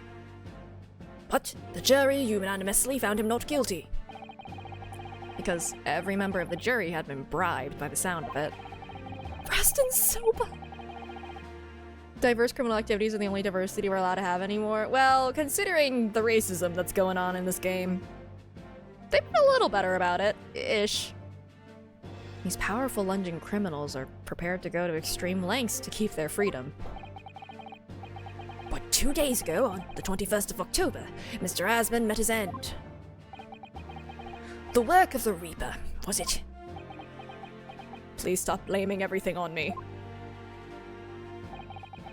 If that is how your lordship would describe divine retribution. But the fact remains that Mr. Asman's death was a direct result of the actions of the accused, Professor Harebrain. Interesting that he worded it like that. Oh, he's so biased. He's so biased, and he's trying so hard to fight it. Very well then. Now, Ladies and gentlemen of the jury, you have been selected at random to represent the will of the people. Are the 6 of you ready to fulfill your societal duty? Oh, you're new. Where did Fairplay go? I'm used to that guy being here. You have a different top hat. Also, you look very grumpy. I'm most gratified to have been selected to carry out this important civic duty, my lord. To have a man's fate in the palm of one's hand. Oh gosh, oh golly, it sends shivers down my spine. Science experiments, magic, conjuring tricks, courtroom trials, all are nothing more than performances. Oh, you have a face. Any spurious scholar that defiles the reputation of science deserves to hang! How old are you? We have to listen to what's said on both sides as a defense, and then settle on one. That's it, isn't it? Are you like, how old are you? Are you allowed to be on the jury? You're the guy from the wax museum. Where's your scarf? Oh, goodbye. Wasn't like this in my day. Wasn't like this at all. Don't pull out the gun, please. That's the police killer, otter mole, look-alike, again. And he's as exhausted as ever, it seems. The kid's like 8 at best. Yeah, no, literally. Why is she on the jury? Now, as I'm sure you are all aware, the incident we are here to judge today tragically took place at the Great Exhibition, shortly after its opening. Though the death toll could have been far worse. With the exception of the victim, no one was killed. Vanzeeks is really trying to give us, like, info to work with. Like, hey, this is a little sus. Save my friend, please. Nevertheless, the dream of the science being exhibited rapidly turned into a nightmare for the spectators. Or at least, so I assume. Because, like, he does drop little hints, and he does seem to be, like, doing a little bit of the 4D chess. Yeah, there's gotta be an age limit. Although, there was that one time where a juror was selected who was, like, a foreign tourist. I wouldn't have expected tourists to be on the docket for being selected for the jury, you know? A tragic turn of events, and as such the eyes of all London, no, of the whole world will be on this trial. Hidden Alliance? So hidden that I don't think Ryunosuke knows about it. It is our duty to reach a swift and just conclusion, I feel. So, your opening statement, please, Lord Vanzeeks. He's innocent. Anyway. At the heart of this incident is technology never before demonstrated anywhere in the world. Yeah, I would rather have the tourist than an actual child. Listen, a child is not a whole person yet. I don't know if I want them deciding my fate. One of science's latest developments, I take it. The government is keen to capitalize on the Great Exhibition to improve Britain's technological advantage. The technology being demonstrated by the accused was described as super high voltage instantaneous kinesis. Good lord! It's designed to disassemble human subjects using extremely high voltage electricity and beam them instantly to another location, where they are subsequently reassembled. Is such a thing even within the realms of possibility? Well, I don't believe it, that's for sure. Disassembling people with electricity?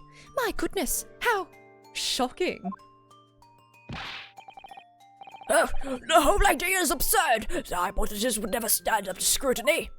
He's actually got a point there. Sir, I believe you are a fellow of the Royal Society, are you not? An expert in your field? I am, and my word on the matter can be considered final. Instantaneous kinesis is poppycock. So, this expert and Mr. Sholmes are in agreement. And Iris. It's impossible. What is the prosecution's view on the matter? The prosecution would assert that the accused's instantaneous kinesis demonstration was a success. What? What rot? No. Actually, if he says that the prosecution believes that it was a success, because that is kind of what they're saying happened, since there is quote-unquote evidence of that happening, the moment we have science backing us up that it couldn't be possibly done, we prove that he's not the one who did it, you know? We don't need dramatic music. This isn't a bad thing for us. Shush. Hello. Order! Order! The professor's hypothesis is currently under investigation by the British government. If it is deemed to have merit, a substantial research grant would be made available. The accused made use of the invention built on his new hypothesis to take Mr. Asman's life. In order to be the sole benefactor of the grant. But, this disastrous demonstration was no accident. You think these guys believe in science? 2 of the jurors apparently do. It was carefully designed from the outset to end the life of the victim. Oh. Dang it, never mind. You are gonna make this easy for me, and that's fair. Thank you, Lord Van Zeeks. The prosecution's stance is clear. But you will now bring forth witnesses to substantiate your claims. Gladly, my lord. Whoosh! Nice free cape! Bailiff, show the first witnesses to the stand. Oh, buddy. Oh, he's not okay. Oh, cool. I wanted a cooler cape. Where's the free wine? Give it like an hour or two. The electric chair was invented in 1881 in New York by a dentist. Oh. Just like how screwed up the invention of the chainsaw was. Don't look that up, and that's not me being facetious. It's really, really screwed up. All I'll say is the chainsaw was invented for pregnancies. Not a great idea. Don't look more into that. You can put it together. Witnesses, state your names and occupations for the court. It was? Yeah. I found that out through a YouTube short where it was also revealed to somebody else, and they were like, oh god. Yeah, genuinely, don't look it up. That's all you need to know. That is true. That's all you need to know. Anyway, hey look, it's Inspector Siegel! Oh, a distraction! No. Look, Birdman! Yes, sir! He's still in the 07s! Tobias Gregson, Detective Inspector at Scotland Yard's Homicide Division. I was on duty at the demonstration on the day in question and in charge of the following investigation. No! Don't do it! Oh, this poor guy. I feel so bad for him. Albert Harebrain, scientist. Caught no work? Did it no work? It might have worked and then was like off screen somewhere. I can do another one. If necessary, I can do this. Cause it's just kind of random where it shows up. Oh, it was on my model? Ah, that's cute. You were born in England, but have been carrying out research in Germany in recent years. Correct. Yes, that's right. After graduating from university here in Britain, I went to work in Germany and made an amazing discovery. Which is what brought me back. I had to demonstrate my incredible hypothesis at the Great Exhibition. Is this still the soap trial? No, it is not. We are done with that. The soap opera! Anyway, we're going into Beric Van Zeek's like backstory or something. We got and they were classmates. What you demonstrated was incredible, alright? An incredible explosion. But the science was a success! The instantaneous kinesis worked! Everyone saw it, they must have done, yes, there was the terrible accident, but... The demonstration of my hypothesis was a success! Well, that much is undeniable, as shown in this photograph taken by the forensic investigation team. This was taken inside the Crystal Tower, I take it. The centerpiece of the exhibition, no less. That's right, my lord. Seems the victim ran straight into it. I see. Very well, submit the photograph as evidence. Now here's the thing. Is this person real? Or is this person A wax figure with jelly! As the course heard, victim of the incident was Mr. Odie Asman. There have been a number of allegations made against the man, but putting them aside for the time being. It was the man who financed the research for the experiment and the demonstration itself. I see. So, to summarize the situation, the defendant is accused of taking the life of the man who funded his work. Would that be correct? Exactly. But couldn't it be that the explosion was caused by some malfunction in the apparatus used for the demonstration? That's right. That must be it. My splendid machine. My poor, splendid machine. You saw it yesterday, didn't you? Can't even examine the wreckage thanks to the Special Dispensation for Scientific Equipment Act.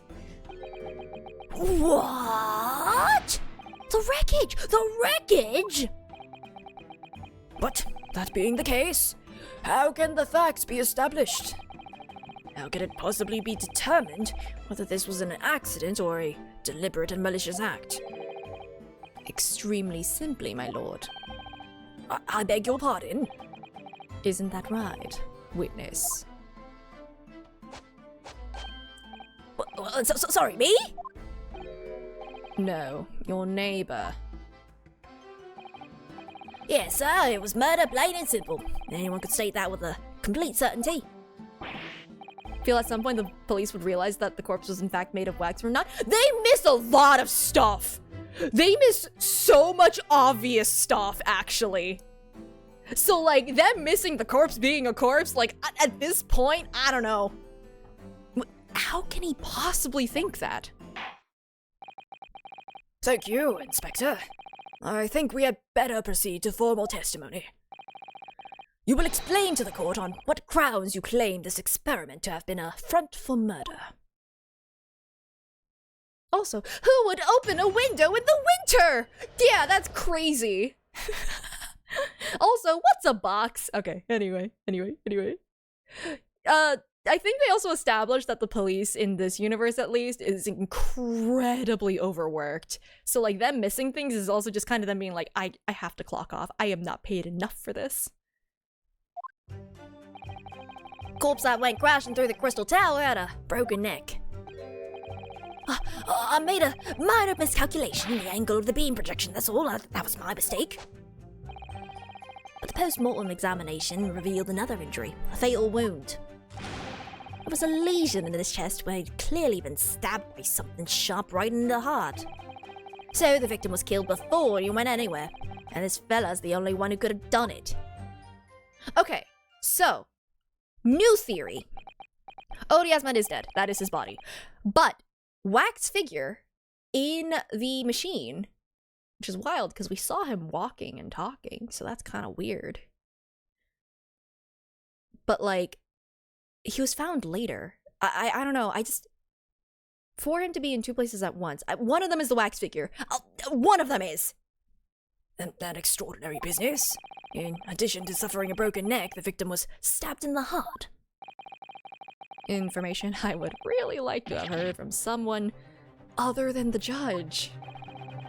Coroner says death would have been all but instant from a wound like that. You could say, in fact, that the victim was killed twice by the accused. No. That couldn't be further from the truth.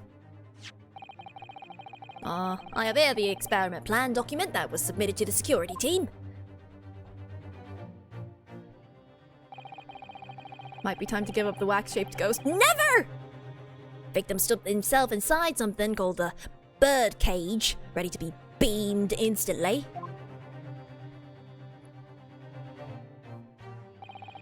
to the second level of the Crystal Tower about 25 yards away. The experiment did not go according to plan, however. As the machine was put into operation, there was a large explosion. Oh yeah, the explosion was a balloon, if I remember correctly. So maybe the force of that explosion made the thing point upwards or something? Again, just to help with the whole framing thing, because like we have a bunch of like pieces of balloon and like a crossbow. So we'll be able to figure that out. The explosion was not from the machine anyway. The blast caused the beam transmitter to point higher than intended. Accordingly, the kinesis resulted in the birdcage materializing in midair. Plop! From where it subsequently fell, crashing through the glass of the Crystal Tower's large round window. Hydrogen or helium? I don't know. My word, one assumes the victim's neck was broken upon impact with the tower then. I'm so sorry. I didn't mean for this to happen. The machine was just too powerful. But honestly, really, I swear it was just an accident, a terrible accident. Unfortunately, that excuse can't save you. Oh, not considering the sharp murder weapon that pierced the victim's heart. Ooh, Crossbow? Crossbow. Possibly the crossbow. A murder weapon? What are you saying? This is the autopsy report submitted by the coroner. It was a bowcross. Shoot. You're right. The prosecution would like it entered into the court record. Your request is granted, counsel. Imagine if he said no.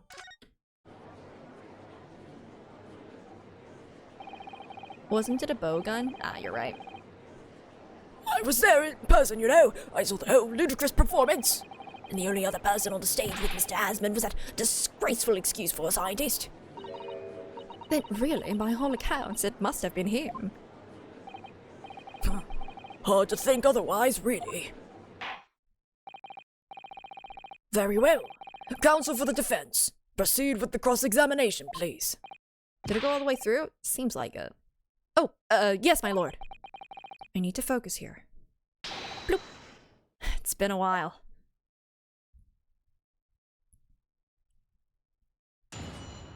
Alright, I'm gonna take a look at that evidence, though, very quickly. Hold on a second. Let me take a look at this. So, details of the victim. O.D. Asmund, time of death, around 220. Have we ever gotten the coroner's name before? I don't remember that ever being on any of the autopsy reports up till now. Courtney Scythe. Scythe? Shot in the dark. Shot in the dark with a fake bowgun. Yes, Scythe. Reaper?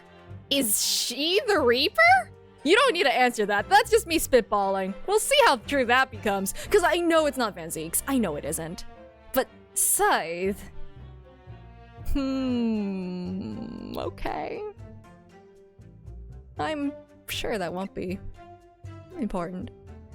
Hemorrhage of a wound to the chest that pierced the heart inflicted by a sharp implement. Broken vertebra, most likely resulting from impact after a sudden fall from considerable height. Okay. Nothing too out of the ordinary. When detective stories obviously introduce characters in the middle of a case. Here's the thing too, Ace Attorney has this thing where they, you know, introduce characters with pun names. One week ago, I was on the Barrack definitely killed those guys trade. No. I never thought that he killed them. I thought that he was very, like, very on board with convicting people to an absurd degree. I've learned why since, to be fair. And I'll retract that. I was wrong on that front. He's doing it through trauma. But, like, I didn't think that he killed them. He could have, and it was on the table, but now it's very, very clearly off the table. Yeah. I think what I might have said, my memory's terrible. I think what I might have said was that, like, he was, like, it's possible, but I wasn't sure yet. It's also literally because of Van Zieks makes me think of Von Karma, and we all know what happened with Von Karma. Anyway. Hold it! But nah, he's more of an Edgeworth character. Are you suggesting that's because he fell from a considerable height? Exactly, which highlights something else about this whole ROM business. What's that? The fact that the instantaneous kinesis itself was a success. Ah! After the explosion, the cage with the fellow inside suddenly appeared out of nowhere in midair. So, although the experiment ended in disaster, the so-called instantaneous kinesis did actually occur. Was it launched? Was it just like... Was there an explosive in there that launched him on that trajectory? Remind us, Professor, what was the cause of the fatal disaster?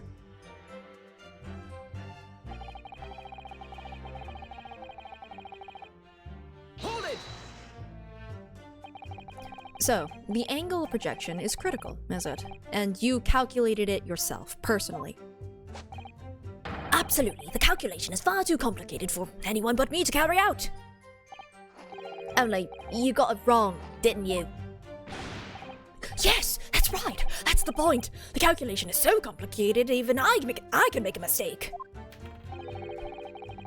Do people fall for that brazen confidence? I should try it.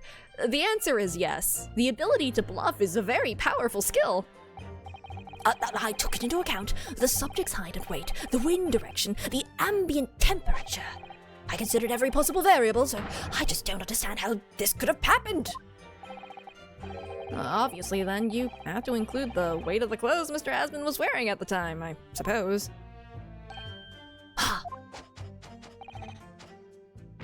Crackling comets, the answer should have been 3! Oh, buddy. So much for safety first. 3 must be for safety third.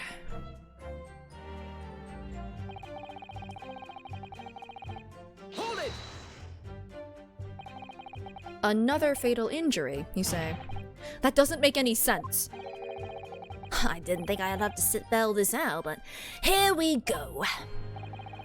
Just because there were 2 fatal wounds doesn't mean I'm saying the victim had 2 lives to lose, does it? Too right. Obviously, at first, we thought the bloke had died due to his spine snapping in half as well. But you're saying that's not the case? You'll get your answer once I finish my fish and chips, if you don't keep butting in every few seconds. But we all know that's a bottomless bag. Oh, we're addressing that in canon! The victim plummeted 30 feet into a glass tower. It would be reasonable to assume that as the cause of death. Right, that's what we all thought, but it was a red herring, wasn't it?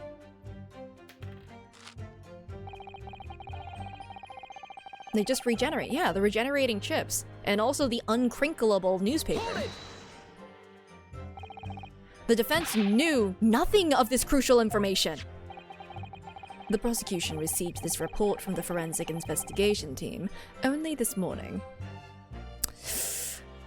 Okay. This team is really sus. And that's only because they work directly under Strong Heart, I think is his name. I just remember Maelstrom is the pun for his name. But yeah, no, the chief prosecutor.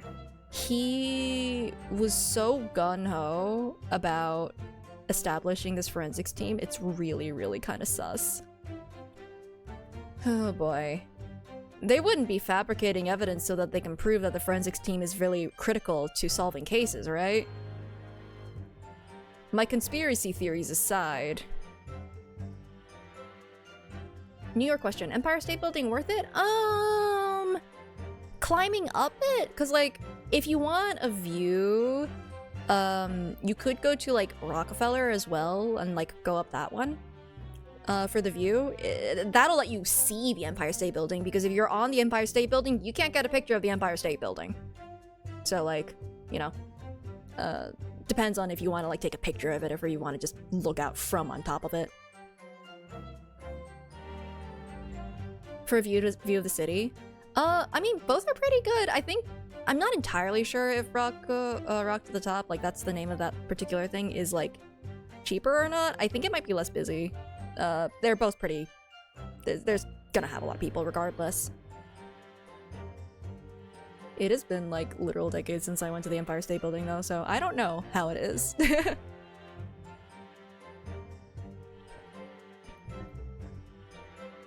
It is tourist trappy, yeah. Rockville is also tourist trappy, but like the view from the top was pretty nice. I'll give it that. It is still pricey though, because yeah, tourist traps.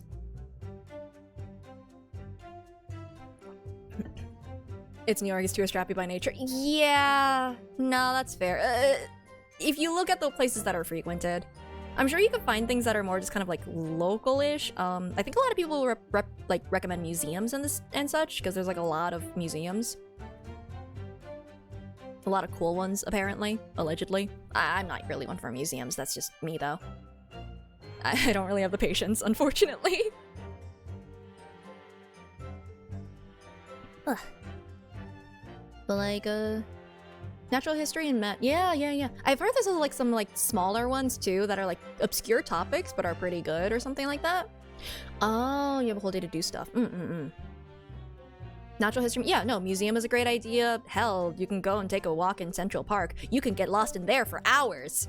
It is a very, very big park. You know, you could just become lost. Yeah, that's entirely fair. Hey, well, got your work cut out for you if you want to, you know, waste some time. There's a blank store. Yeah. Huh.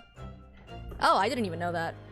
But, I mean, there's just plenty of things to do. I mean, the Uniqlo building is pretty big there. Uh-huh. That's what I did with some friends before going to a Final Fantasy concert. There's a... I don't know. It was kind of neat seeing all of the, like, crossover shirts at the Uniqlo. Pretty big building. Okay. Well. Something. Yeah, this is very sus.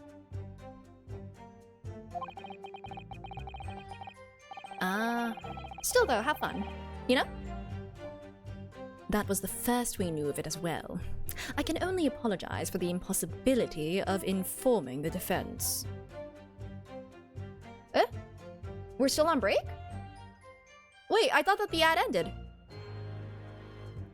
I was watching time on the thing. I just didn't get up this time.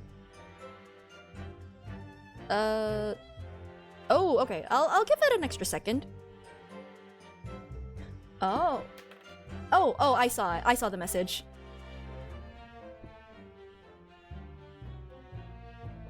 Jim let you go early. Welcome back from the void. How was it? I heard they redecorated. Anyway. Sarcastic and insincere. Thanks. Oh, otters. That's nice. Were they committing crimes? So, what was the nature of this sharp object? Among the accused's tools that were in use at the demonstration, one is of particular interest. This. Oh, yes, that would appear to be some kind of screwdriver, wouldn't... Ah-ha-ha! There he is! My trusty little companion, Andrew! Andrew? Well, I guess it's shaped like an A. Andrew. Of course. Ah, do you know each other already? He's one of my dear friends, like all of my tools. I've named them all, you know. We're one big happy family. Well, harebrained is definitely one way to describe you.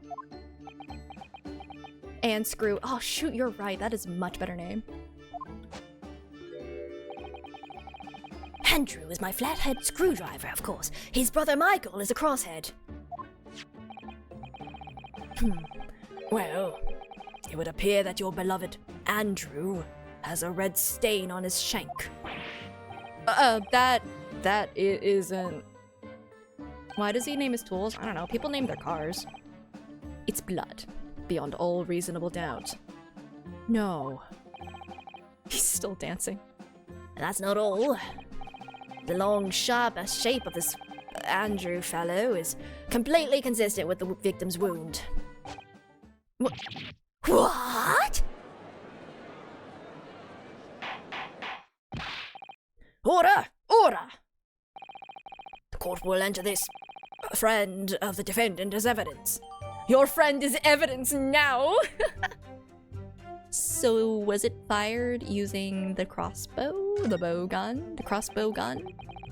So, one of Professor Harebrain's tools is the murder weapon. Great.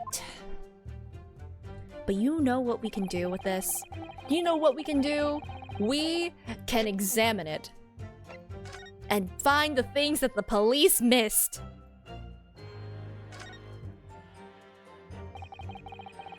Oh my god, it's so weird without somebody on the other side. It's me! I'm the other person! I'm his help here! You've seen this unusually shaped handle before. It's the same screwdriver that was lodged in the grill on the floor of the kinesis machine. Which could be important information, so I should definitely make note of it. Okay. Cool. Oh, blood. This is blood. Mr. Asmon's, no doubt. Not that we can check! How does it feel to be the assistant? That means that I have to have the brain cell. Oh no. We're doomed. This is the problem with looking at murder weapons. Okay, is there anything else on here that could be of note? No, all I got is that it has a distinctive handle. We did have to update that, so that's neat. Yeah, that doesn't help our case. Hold it! They don't call us renal brain cells for nothing. They call us that? What grounds do you have for saying that? Do you really need to ask? There was only 2 people on that public experimentation stage and from the whole crowd. The victim, Mr. Odie Asman, and the accused, Professor Harebrain. And we know for certain that before the experiment, the victim was alive. That's right, I saw him with my own eyes. Furthermore, following the explosion and kinesis, nobody went anywhere near the body. Most discerning people don't even touch the brain cell unless their name is Sean. Great Scott! The only person, only someone else on the stage could have possibly done it. Haha, unless... Professor Harebrain, do you have some information that may be relevant here? Man, it's not gonna have nails by the time we're done with this trial. Professor! Sorry. I was just calculating the optimum coefficient of electrolysis to separate molecules in the human body. And the witness stand is the best place for that. It seemed as though you might have something to say about Inspector Gregson's last remark.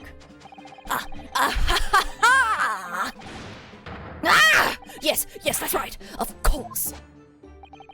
He just said that nobody else could have done it, didn't he? Yeah, that's right.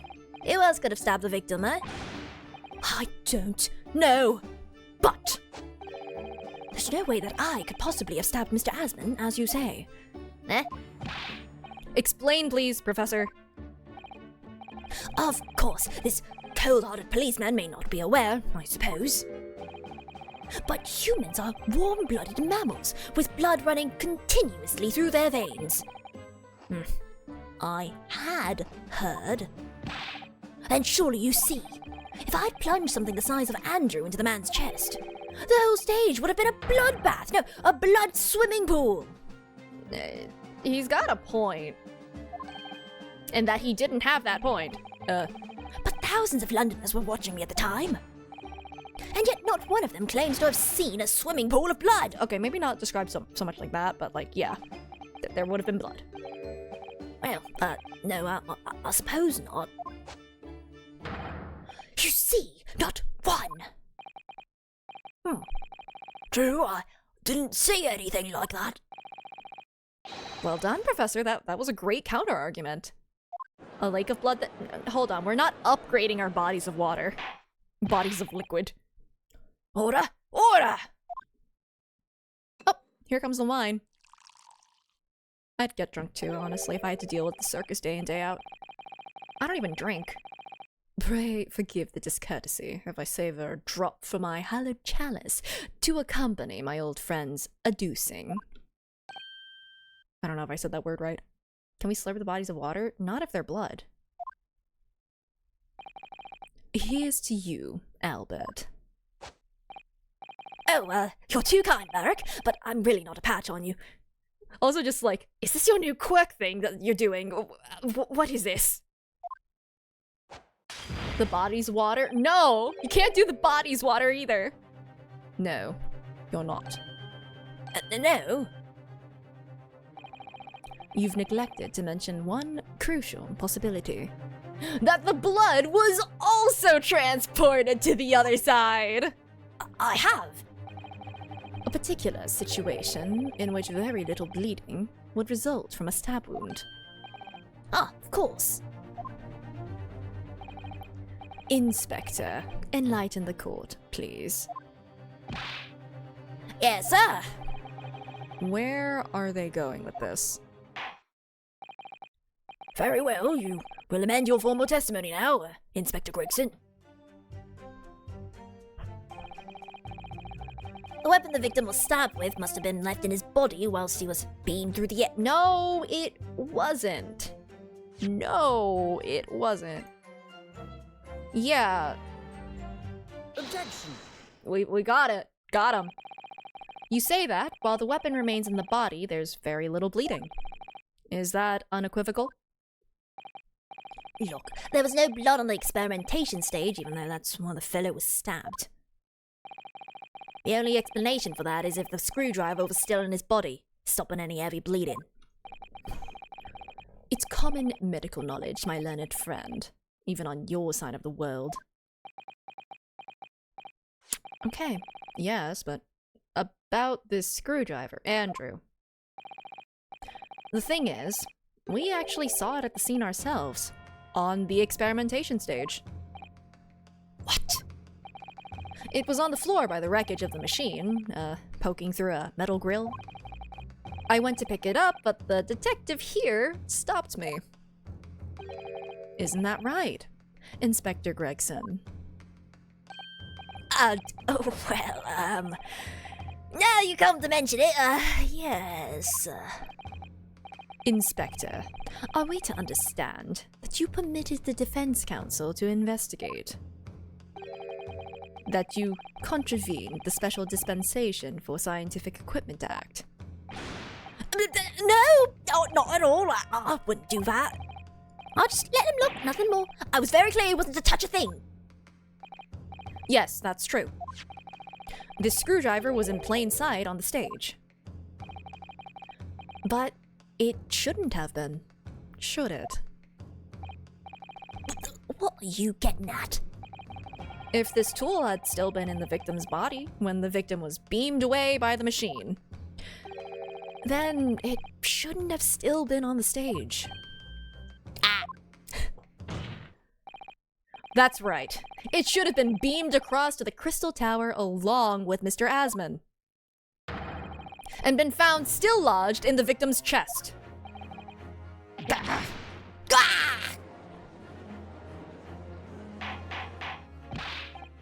Order! Order! How do you explain this, Inspector? I don't... Looks as though everything that the victim had on his person moved with him when he was beamed. If the screwdriver was still in his chest when the instantaneous kinesis occurred, well, obviously, that should have been beamed to the destination as well. It's a person teleporter, not a screwdriver teleporter, but then his clothes definitely wouldn't have made it with him, you know? You. Would have been a very different case. This is a strange situation. Even though people are saying that this instantaneous kinesis is a scientific impossibility, we're still basing arguments on the assumption that it did actually take place.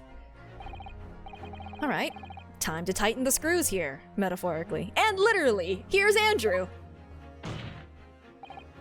My lord, if the prosecution is unable to explain this inconsistency in its argument, we can only conclude that the testimony given in support cannot be relied upon. Lord Van Zeeks is stumped. Hi?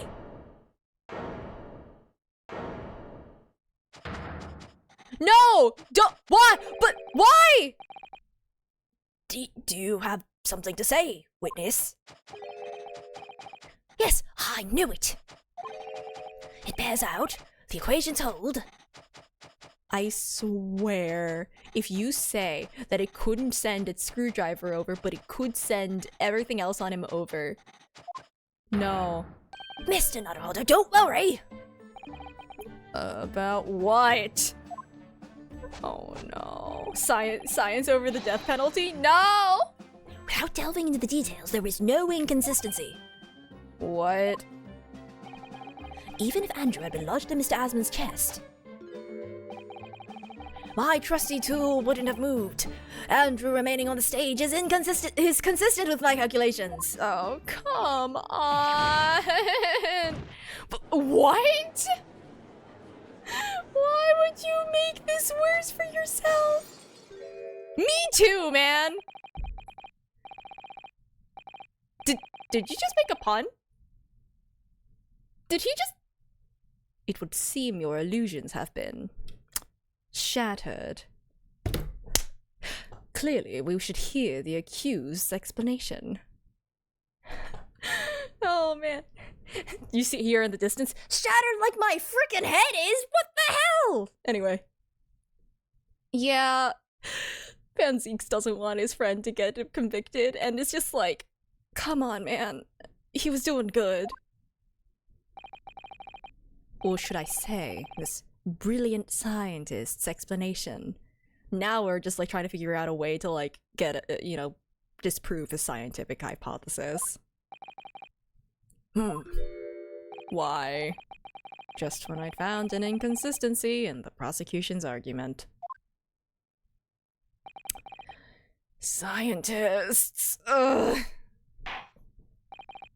Very well, the defendant will testify again. Provide us with the scientific explanation as to why the inconsistency asserted by the defense fails to hold. In the name of Apollo, I will, my lord. Dude. Alright. What have you got for us? To be clear, I'm still at the stage of gathering data in my research. My hypothesis states the kinesis cannot transport metal, though, hence the metal weapon would have stayed put. In other words, the point just raised by Mr. Naruhodo isn't an inconsistency at all. Mr. Asmon was the patron of my research. Without him, my work wouldn't have been possible. Now I have a duty to protect the incredible machine that we built together. By being found guilty?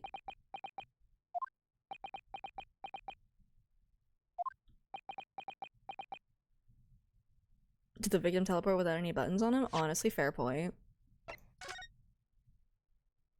I mean, does he look like he has metal? His glasses? Can I point that out? Is that metal? Are they gonna say it's like silicone? Imagine if they said it was like, oh no, the glasses are made of glass entirely. Haha. So, the thrust of your testimony, Professor, is, that based upon his hypothesis, metal objects cannot be moved by this method of instantaneous kinesis. In other words, since the screwdriver is made of metal, even if it remained lodged in the victim's chest, its subsequent discovery on the stage, despite the victim being found elsewhere, is not an inconsistency. And therefore? And therefore, Professor Albert Harebrained could still have been the killer. My great hypothesis holds, you see. We had to make the cage used to contain the subject from wood for that very reason. I was not addressing you, witness. Professor Harebrained, Yes? whose side are you on here? I don't take sides, Mr. Naruhodo, no. My only interest lies in upholding my hypothesis. I'm a scientist, after all. Is he working for us or against us? It's very, very hard to tell. Let's see how you cross-examine this testimony, my Nipponese friend. Cross-examine this filthy casual! Yes, fire away, Mr. Naruhodo.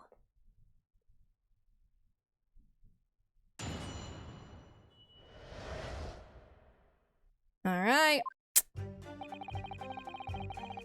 Okay, do I press all of these, or do I just jump right to... But he's wearing glasses! Like... he's wearing metal, right? That's metal! I'm gonna... Okay, I have the penalties. I'm just gonna present it. Okay, amazing, immediately. Professor Harebrained, you say that according to your hypothesis, the belt buckles kind of look like wood, weirdly. Like, if you look at it, they don't look like they're metal, actually. I mean, the suspenders, anyway. I think the button could debatably be metal. I can't tell from this picture. But the glasses definitely are. Professor Harebrained, you say that according to your hypothesis, nothing made of metal can be beamed by instantaneous kinesis using the machine you made. Is that right? Yes, that's right. Spot on, exactly correct. In that case, I'd ask you to have a look at this photograph that was taken at the scene. Okay, we can question his fashion choices all we want, but like... He was odious, you know? He has odious choice in fashion. In particular, I'd like you to pay attention to the victim's face. He has a dumb mustache. You can clearly see that Mr. Asman is wearing a pair of spectacles with a metal rim. Metal? No, metal can't... That's not... Metal? No! We've already established that the proposed murder weapon, the screwdriver, was found on the stage. However, if your hypothesis correctly predicted that outcome, it should also have predicted that the metal-rimmed spectacles would be found in the same place. Gah! My hypothesis! My hypothesis! Oh god, if I say that, it's made of gold. Professor Harebrained, this isn't easy for me to say. But your hypothesis is clearly flawed! Gah! So, like, can we establish that this was an accident now? Order! Order! Order! Counsel, what is the implication of this? If, on the day in question, the alleged instantaneous kinesis never actually took place, then it's entirely possible that the victim was killed somewhere other than on the stage. And in that case, someone other than the defendant could have been the culprit. But my hypothesis is sound! I proved it that day. The experiment was a success. The experiment was proof of all my work.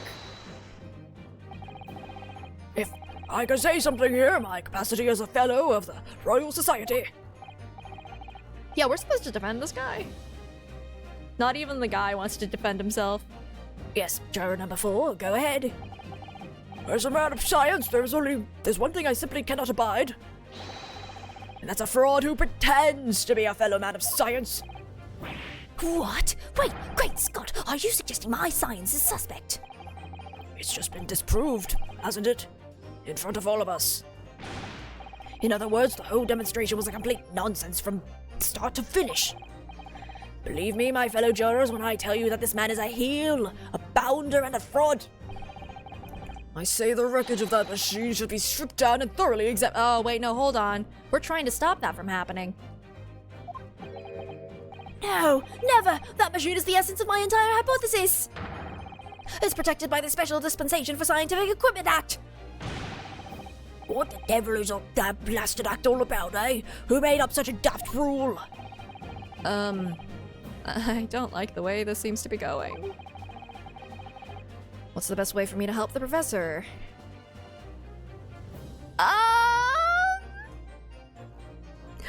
It's weird because, like, I think it's more likely that we get him, like, proven not guilty if we let this continue, but also our goal is to make it so that his thing doesn't get questioned. Like, examined, rather? Like, that's one of his goals. So I think I'm gonna raise an objection, but I don't know if that's actually the right call here. Objection. I don't know what I'm objecting to, honestly. Professor Harebrain has yet to perfect his invention. That would seem to be the case, yes. But even so, what? Going to such trouble and expense to create a fake machine to display in public. Oh, yeah, we're trying to show that it was an accident, that he was not. Yeah, that's fine. Objection. Nuh-uh! He would have absolutely no reason to do such a thing. Objection! He's gonna say something about the grant, right? He had an obvious reason to do exactly that. The grant, right? Ooh, it's getting dramatically? Okay, I gotcha. And thank you for reminding me to save before I did this.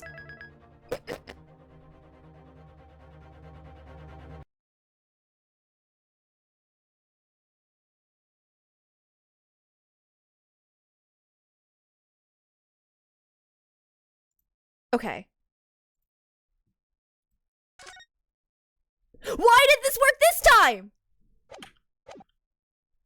Oh, but where did the sound go? Uh-oh. Wait, hold on.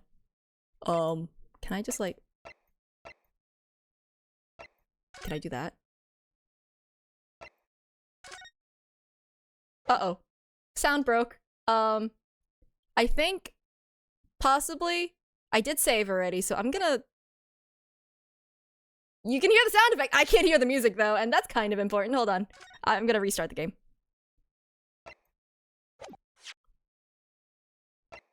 Yes, I saved the game already. Shush. The Great Scuff Attorneys! Thanks, Scarlet Focusrite, for doing this, like, every time, I swear. Why? If it is broken, though, that'd be bad.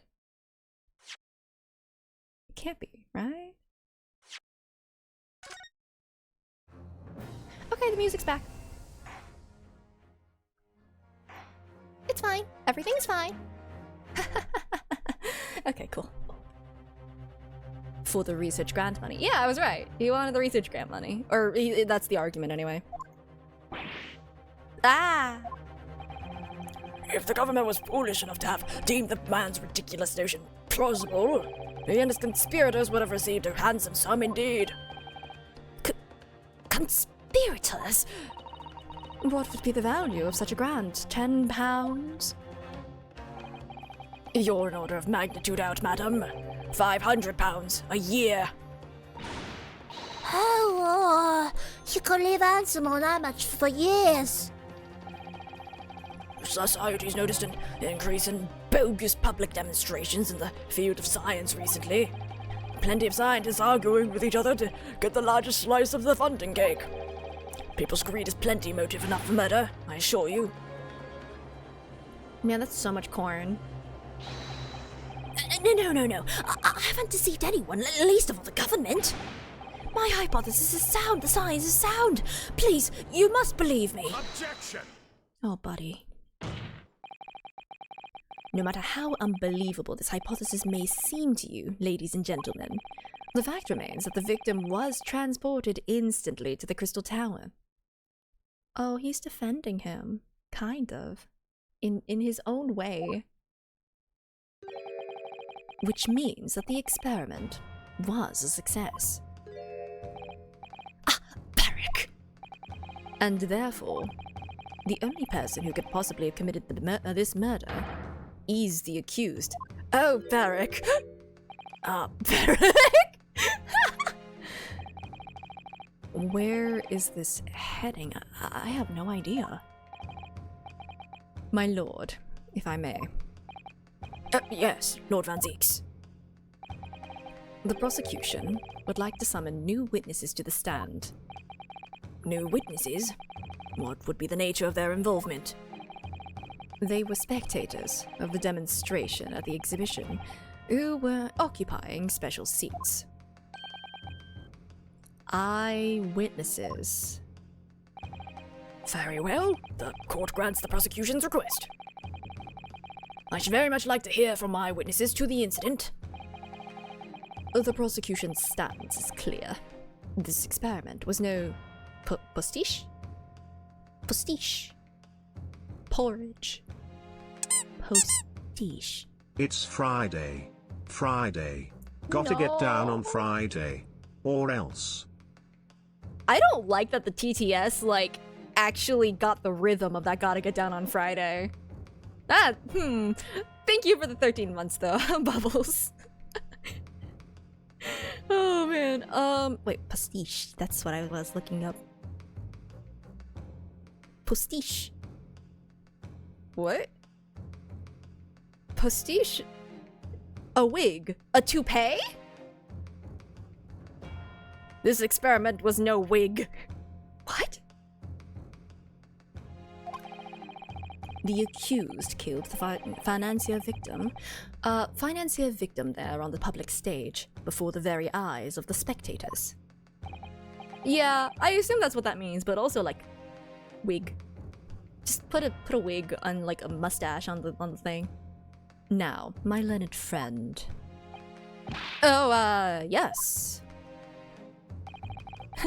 Wig snatched. Explosion done. Guy dead. It's time for you to make your own stance clear. There's clearly a flaw in the professor's hypothesis. I can definitely see that. But where does that leave me?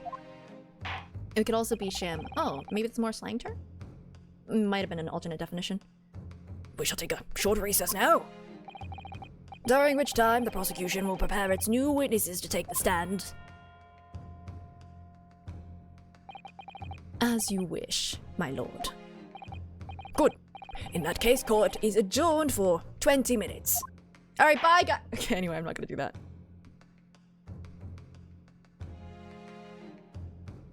Although I do have, like, maybe 12 minutes left, actually. Less than 20.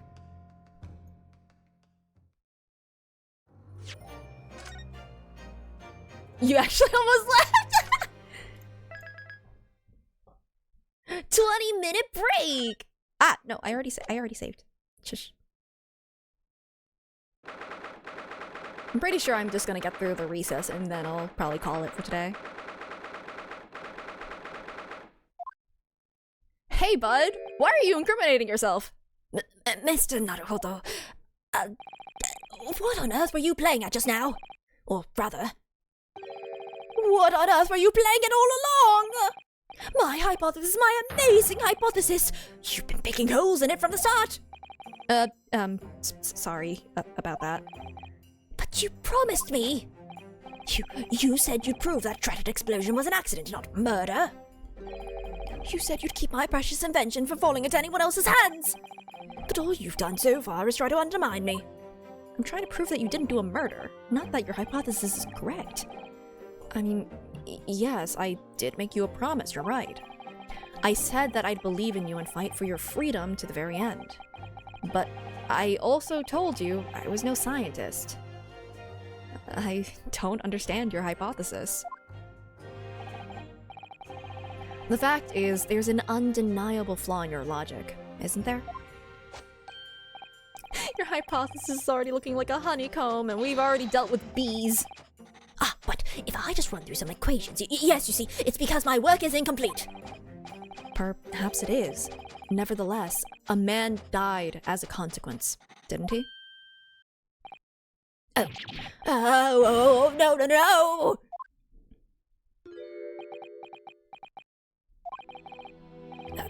You're right. You're so right. It's all my fault.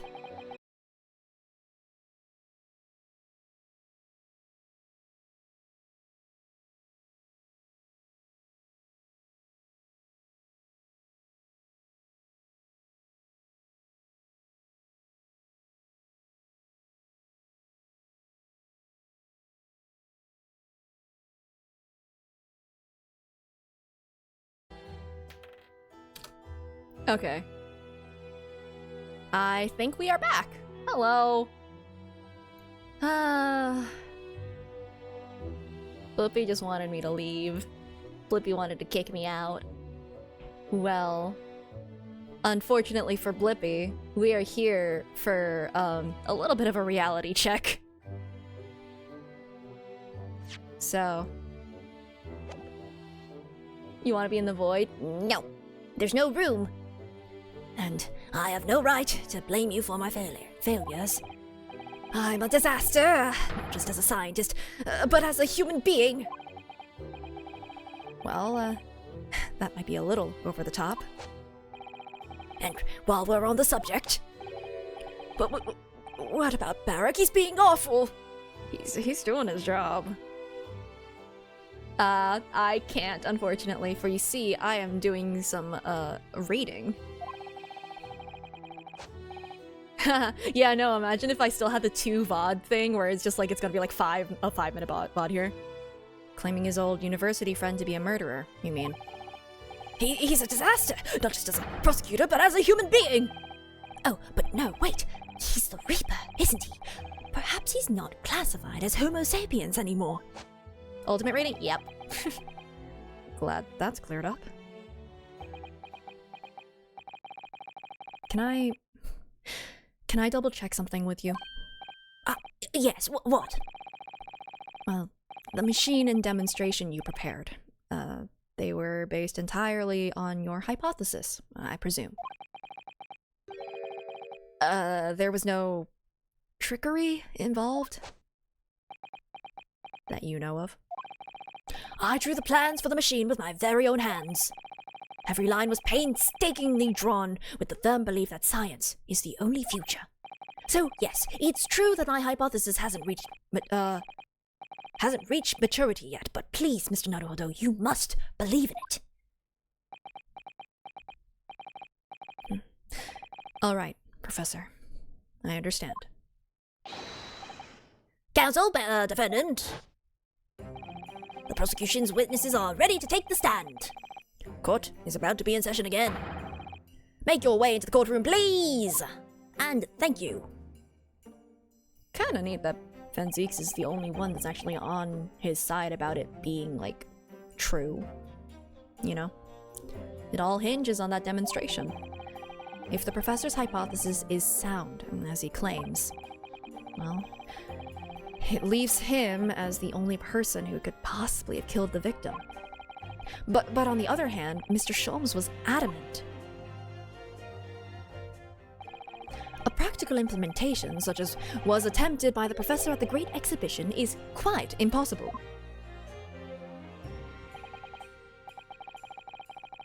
Oh my god. So really, what should I be trying to prove here? Who knows? I just kind of want to see who the witnesses are first. Is one of them Gina? Inspector Lestrade, maybe? Come on. It's so weird being alone here. Oh, maybe Gina can join our stand. Please, it's so lonely on without a friend. In the name of Her Majesty the Queen, I hereby reconvene the proceedings of this court. Counsels for the defense and prosecution, are you ready for the new witnesses to testify? The prosecution is ready, my lord. As is the defense, my lord. So, Lord Van Zieks, I believe these next witnesses saw the demonstration on the day in question with their own eyes. Indeed, they did. And as luck would have it, one of them is a police... Gina! So the testimony we are about to hear can be considered highly reliable. Perfect. A detective of all people. The prosecution's stance remains unchanged. Though it ended in tragedy, the demonstration on the day in question was scientifically sound. If Gina's here, it's just like, the one person who actually got convicted for perjury. And consequently, the sole person with the opportunity to have committed this act of murder is the only other individual to have been present on the stage at the time, the accused. Thank you, counsel. The prosecution's position is clear. So, bring forth your witnesses now. Bailiff, show the witnesses in. The witnesses whose proximity to the incident on the day in question will clarify the truth unequivocally. Gina, Gina, Gina, Gina, Gina, Gina. No! Wait. Yeah! It's her! It's our girl! Witnesses, state your names and occupations for the court to hear. Who in the actual heck are you? My name is Balthazar Loon. Balloon, I get it. I am the impresario of all the hot air balloons in vicinity of the experimental stage. No, I'm not doing these accents. No! You can't make me! No! I can't. It's just gonna be a weird British accent saying German words. No. My name is Wilhelm Gottschalk Sigismund Ormstein. Help. No! I have come to seize a great exhibition all the way from my home in Bohemia. Coin? Balloon? Exchange. Why do you have a bandage on your head? I'm very rich. Blech. Inspector Gina Lestrade, Scotland Yard. I'm a great detective. Even Alec Shelms agrees. He is very rich. I was on security duty at the exhibition, and I got to go up in one of them balloons. It was amazing. Gina, again. But she did mention that she'd seen the disaster from up in a balloon, actually, didn't she? His profession is... he's also a kid, so he wouldn't have a profession, right? She became a detective! I'm very proud of her. And she clearly loved every minute of it. Good for her! She gets to have nice things. There were 3 balloons flying near the public experimentation stage when the incident occurred. 2 of these witnesses were in one such balloon at the time and saw events unfold from the skies above. What about the third one? There were 3. You make it sound like they were in the clouds. It was only an altitude of circa 60 feet, very low. Well, can't see nothing if you fly too high, can you? 60 feet, about 18 meters then. Thank you for your introductions. Now, you will give your formal testimony for the court. And that is where I'm gonna cut off for today, for you see, I need to go be a sweaty gamer. I will be back on, as I check my calendar. Ooh, okay. Probably, okay. Maybe, okay, not tomorrow. I might be back. I might try to do something on like Sunday or something, because like next week is Chinese New Year, so it's very real possibility that I'm just gonna take off for the week, since it's a pretty big deal in my family. So I might actually have to take off next week. Yep, Lunar New Year. It's basically Thanksgiving. We've got to make all the food. Where's your red packet? Sorry. In my family, you have to be married to give out red packets, and I'm not that, so I'm fine. I don't have to. Off to fight the lesbians? Yeah, we gotta do Fruity Roommates Ultimate.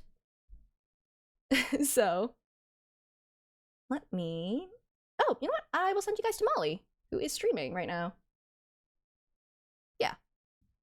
I will do that quickly, because I am right at my hard limit. So, sending you off that way, I will send to my end screen. All the Hans tells me who doesn't do 14. Yeah, basically, or isn't far enough to know who that is. But yeah, thank you guys for hanging out. I will be back, probably after next week. I'll post a schedule like when it is, but like, and I'll let you know on like my Blue Sky and Twitter like what's happening. So keep an eye on that.